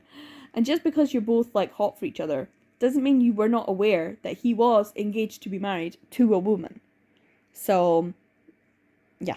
Anyway, they have a big fight and an argument, and then he ends up going back to Japan because it turns out that he was just like shooed away because his dad was getting ready to be, I don't know, some sort of politician or something. Anyway, he comes back 3 years later. There's a time jump. And then he ends up being asked to go back to the big boss man's birthday party to represent the family, that kind of thing. And he's like, where's Say? And he's like, oh no. And I was like, oh no. Like, honestly, this was so melodramatic. Every single page turn. I kid you not. I was like, oh my god. It was really fast. And so, yeah, oh my god. I'm spoiling it for you, but oh my god. I have to. What the hell? There he is at his grave. I was like, Jesus. And then who shows up? Ellen. And then there's like a wee chat, and then it's like, Mommy, and you're like, oh my god, there's the son. It's Say's son. And then what does she say? Daisuke, don't go off too far. And he's like, what? I was like, what? No! Not only are you like 3 years later, you're going to go over, maybe you're going to see this guy. Yes, he got married. Yes, he had a kid, but you're just there ready to be like, okay, I wonder how he is. I hope he's happy. Maybe I'm a bit happier. Maybe we can be more mature about it. You find out, no, he's dead. Then you meet the wife. Then you meet the kid and find out he named his son after you. Oh my god, it it was so good. So melodramatic. Like the tears, I was like, damn, this must hurt like a son of a bitch. Because he was always like, you didn't love me, you didn't love me. Yeah, he loved you, man. He loved you. So in his dying breath, he's calling your name, and the wife thinks it's the child's name. No, no. Oh my god. That is terrible. Absolutely, absolutely diabolical. Absolutely. Toko Kawaii. Diabolical. I loved it. I loved it so much. Ooh, I was just like, oh man, my heart was racing. And they had a couple of little things. So this is what I'm talking about. Like Toko Kawaii, when it comes to her like sex scenes and how she deals with sex, it's very relaxed. It's very funny. And she very often puts in comedic things, like someone being like, oh, I'm going to take a picture of his sleeping face. So he's trying to reach for his camera. But he woke up, turned around. That's just what he sees. She's very good at making light of, that kind of thing. Anyway, then there's another little extra, and it's after their first encounter. And he's like, stay with me. He's like, no, I'm gonna have to go. And then he ends up coming back. And it's just cute, and it's just lovely. And that's just, like niceness. So yeah, this first volume was really interesting. I did think it was interesting that she had this whole thing, set in New York, because it's very much set in New York. And it made me, especially when you were looking at the dates, like you know what the date is because because you get it on the headstone. 1997, I'm guessing. 1969 to 1997. So he was 28 when he passed away, which means that Daichan is like, I'm trying to think, when would he have been born? If this is printed in 1999 or 2000, around those dates, how long it's taken to write these. And then when he would have been born. So I'm thinking he's like born in 1975? 74, 75, something like that. Which seems crazy because it's 2026. Like, this character is older than me. Oh, it's crazy. It's crazy. It just makes me think of like how long BL has been around and how much BL has changed, and yet at the same time, this is actually a really good quality story. Toko Kawaii, good for you. Good for you. I also really like it because it's like a New York based one, and man, for like 80s and 90s, New York was like the epitome of cool for places for manga to be set. Because I'm just trying to think of like how many can I think of. Obviously Banana Fish is like a big one. New York, obviously, which I've not read yet, and I don't really want to. Also, what's the one, the Sanami Mato one, the detectives? Oh, by Blue, or is it Blue? Fake was it? Obviously a bit Gravitation. I suppose Gravitation was also a little bit in there. There was probably others, but like New York based ones, because New York was so cool. The epitome of cool. Anyway, I actually really enjoyed this much more than I thought I was going to, so I'm really happy about that. But I'm not 100% surprised because Toko Kawaii is a very competent storyteller with adult characters and work placement, like settings. Like I said, Apple Blossoms is like, The Scent of Apple Blossom is just such a good 3-volume series. So silly, it's funny, and romantic, and sweet, and work placement like based. It's just really, really good. I haven't reread it in a long time, actually, but quite a few years. So that's something to maybe do in the spring. Anyway, I'm gonna have a snack. I don't know what I'm gonna have yet. I think I will have a bagel. And then just carry on with volume 2. I feel good though. That's I'm glad that this is. Maybe we'll get this video finished. It will be tomorrow because it's dark already. But yeah, I'll carry on with volume 2. Good morning. I'm ready to finish this video. Woo!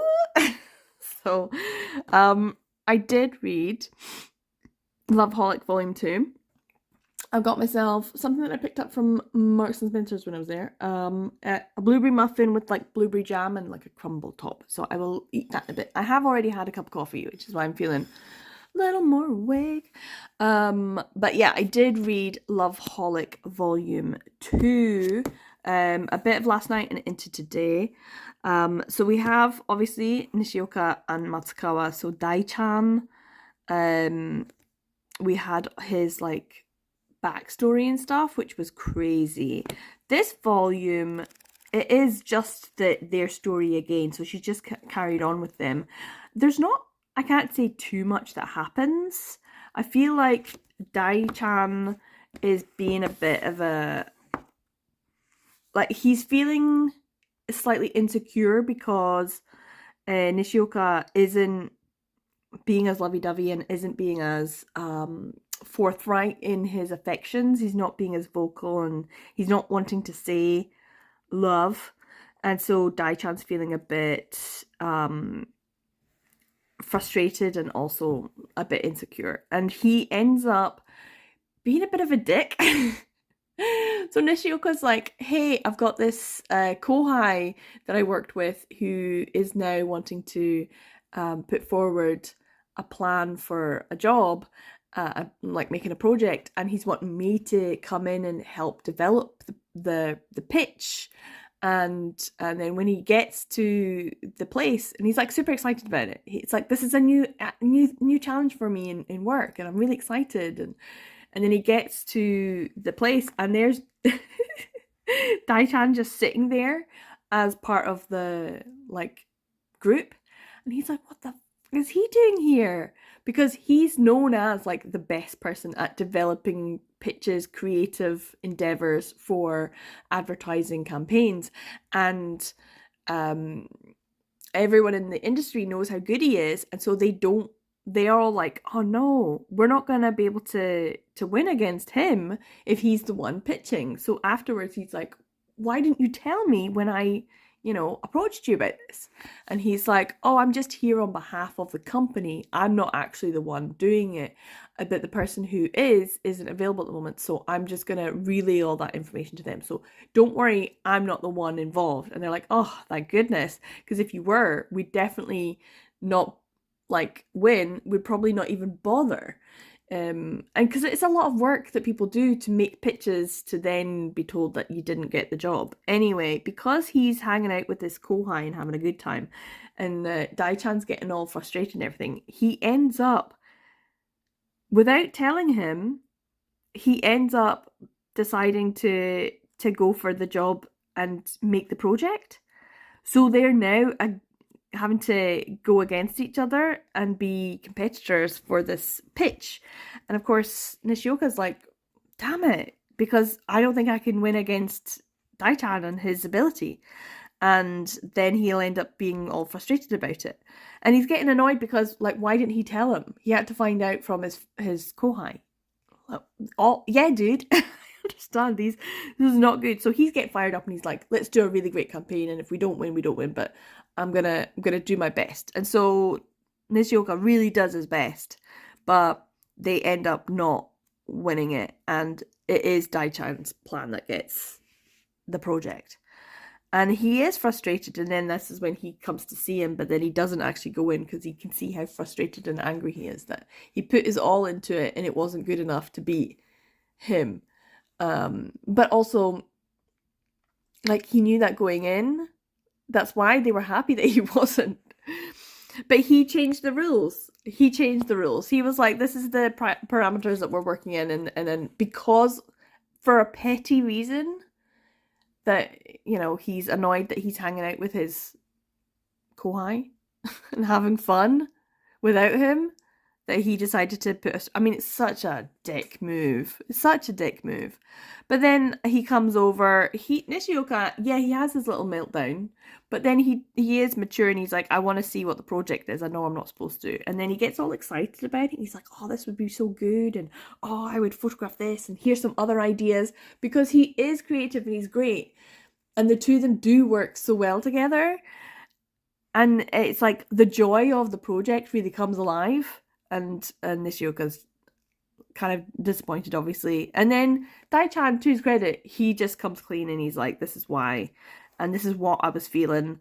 And they have like dialogue, and there's actual communication. It's just really good that Toko Kawaii's like, yeah, they have the problems, but they talk it out and everything's fine. And it's like the drama doesn't stretch on.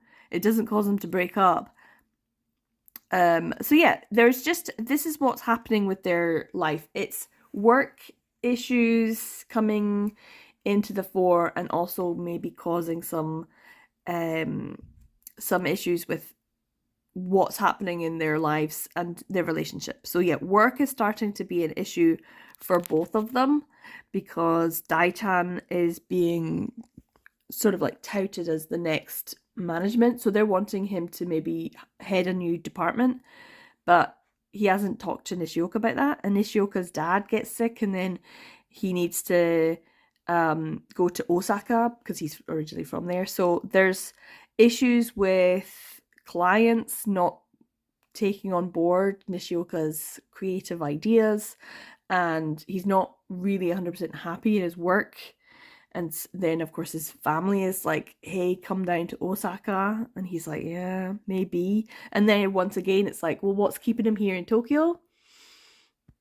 Other than his work, but he could do his work anywhere. And so it's like, yeah. But how much of his relationship with Dai-chan is actually coming into play? So yeah, this was really good.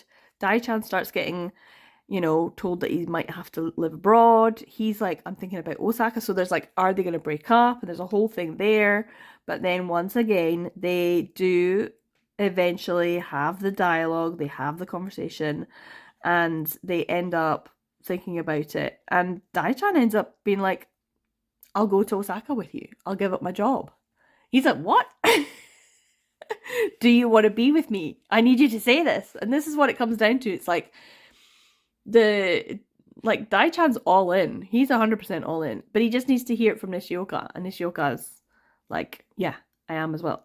So they decide. So that's how it ends. It's like really cute.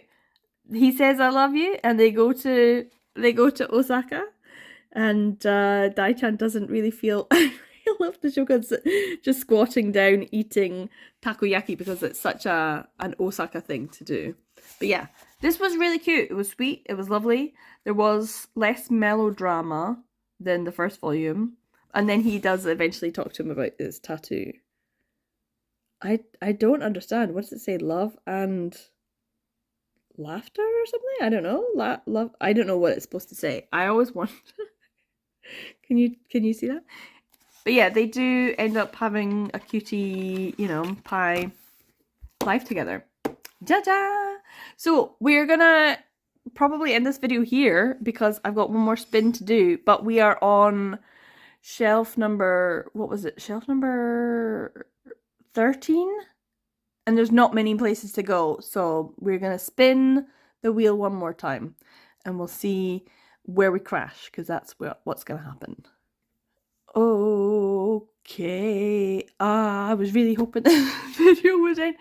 What? 18's the last one, right? Okay, hold on. I need to go and get in fact, maybe it's upstairs.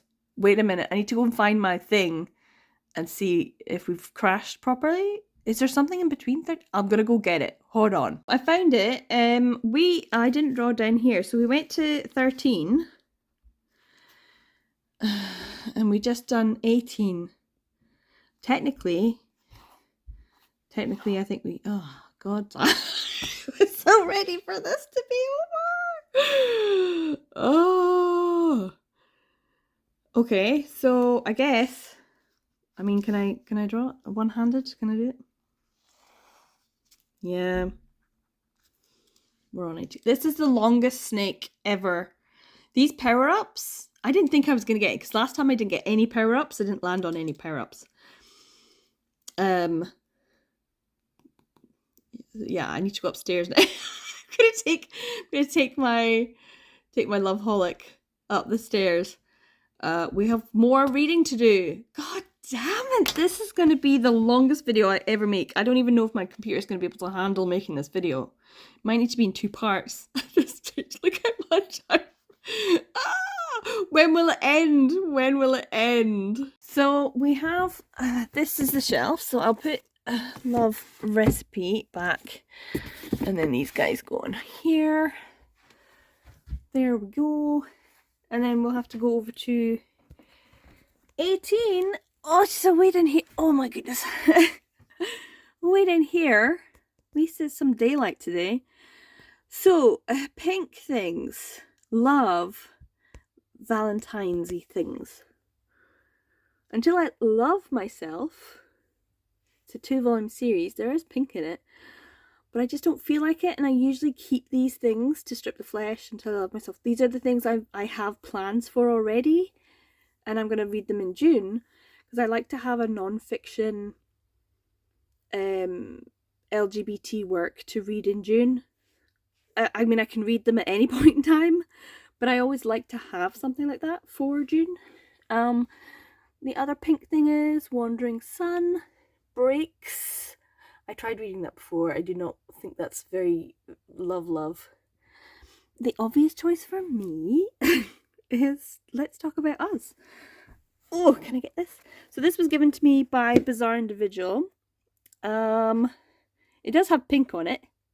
Can we see that? There we go. Because it is a Futekia Manga Planet thing, which I haven't actually... I haven't collected any of them because they don't... I need to get them from America. So this is something I can read because I still have my subscription for Futekia, which I haven't really been using so much this month, and I really need to. So maybe that's a plan for March. But yeah, I can read this.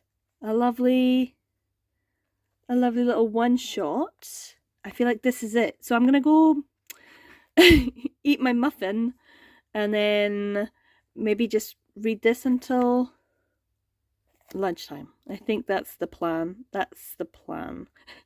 Are we gonna get this done? This is, I mean, there's nowhere else for this to go. So this has to be it, because if I, the next spin of the wheel, we're crashing. So this is the last one. Thank God. But I was so close to finishing. Anyway, this video is going to be long enough. Let's read this and I'll tell you about it. Okay, so I have now read this. I put something in the oven, so we've got about 20 minutes before that'll be ready. Let's get all of the stuff that I've read off the shelves. We'll just make a big stack, because it's quite a lot. I'm really surprised at how much I've read. So then I'll tell you about this. Okay, so it took me a while because I was actually like, where did I go? This is what I read and the order that I read in. And if you've watched to this point in the video, then you know, because maybe you've had to come back to it. My God, it's a lot. This is the longest one, but I am like all over the place. But it feels good because I've gone to so many different shelves, and I managed to get, so I was on shelf 4. We started there. Then we went to 14, where I reread volume 1 of Delinquent Daddy Tender Teacher, and then read 2, 3, and 4. And 3 is a new purchase. Then we went up to shelf number 5, which is Tokyo Pop, and read Is This the Kind of Love I Want? 2 volumes. Then I went to shelf number 3, where I read You Will Fall in Love. And by this point, I picked up 2 power-ups, First Kiss and Cupid's Arrow. Good for me. So I used Cupid's Arrow to get to shelf number 11, and I read BL First Crush Anthology, which I really enjoyed as well. Then went over to shelf number 12, reread from my drawers 17 so that I could read 18. Then we went to shelf number 15, read Mobsters in Love, which is a reread of volume 1, and then 2 and 3. Then used First Kiss to go back to shelf number 15 shelf number 4 so I could read Does the Flower Blossom, volumes 1, 2, and 3. Then ended up thinking I was going to be crashing, didn't. Ended up in shelf number 13, which is Loveholic, volumes 1 and 2. And then really thought I was going to be crashing, ended up on shelf number 18. And that's where we ended up. Let's talk about us. We are crashing after this because there's nowhere for us to go. So let me tell you about this final one. Let's talk about us. We have two people who, I really enjoy these kinds of ones, where they go back home. And I think homecoming should be a BL trope, a thing, because the white and the blue, that one was one, and obviously like coming back home is one as well. So like the homecoming aspect, when someone ends up going back home, even things like Don't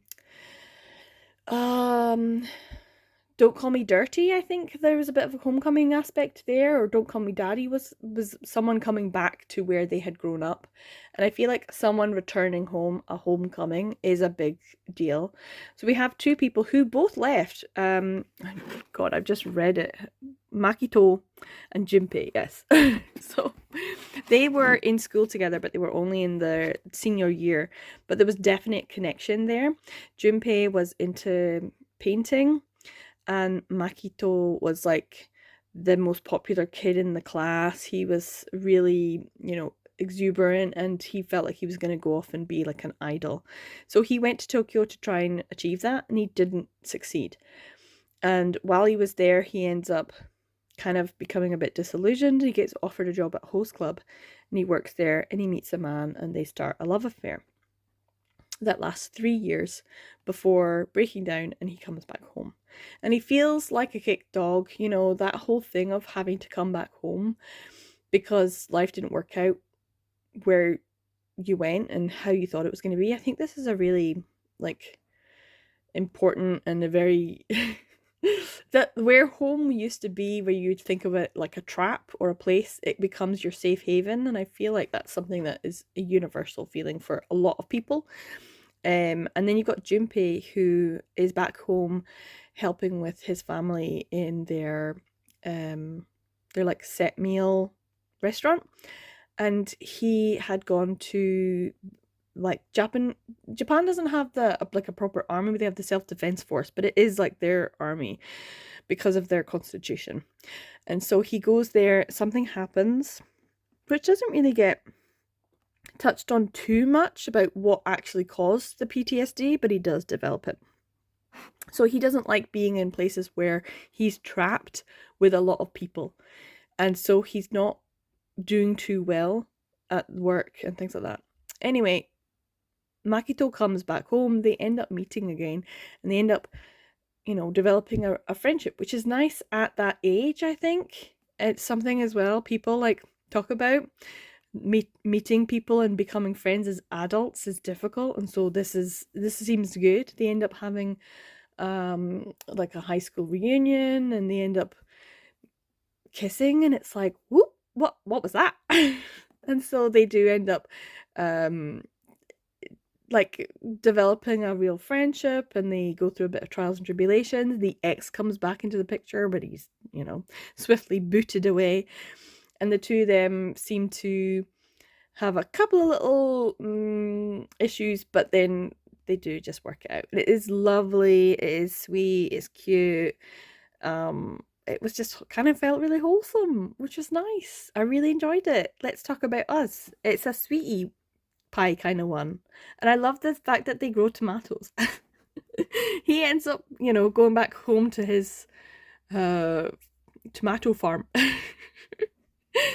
And it's that whole thing about going back in, like the homecoming ones, when they go back, there's always a restaurant. Usually there's a dad with a bad back, but not in this case.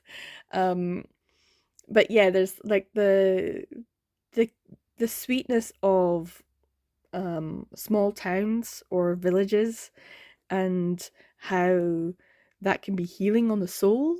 I really love that. I really like those kinds of stories. So yeah, I'm gonna add this to the stack. Oh my god, we have so many. I'm glad I got some unique power-ups, and I'm glad that I got to have a go. But this has taken way too long. I didn't even start it when I thought I was going to start it. I was like, oh, I'll have plenty of time. I'll just do this. This has taken so long, which is exactly what happened the last time.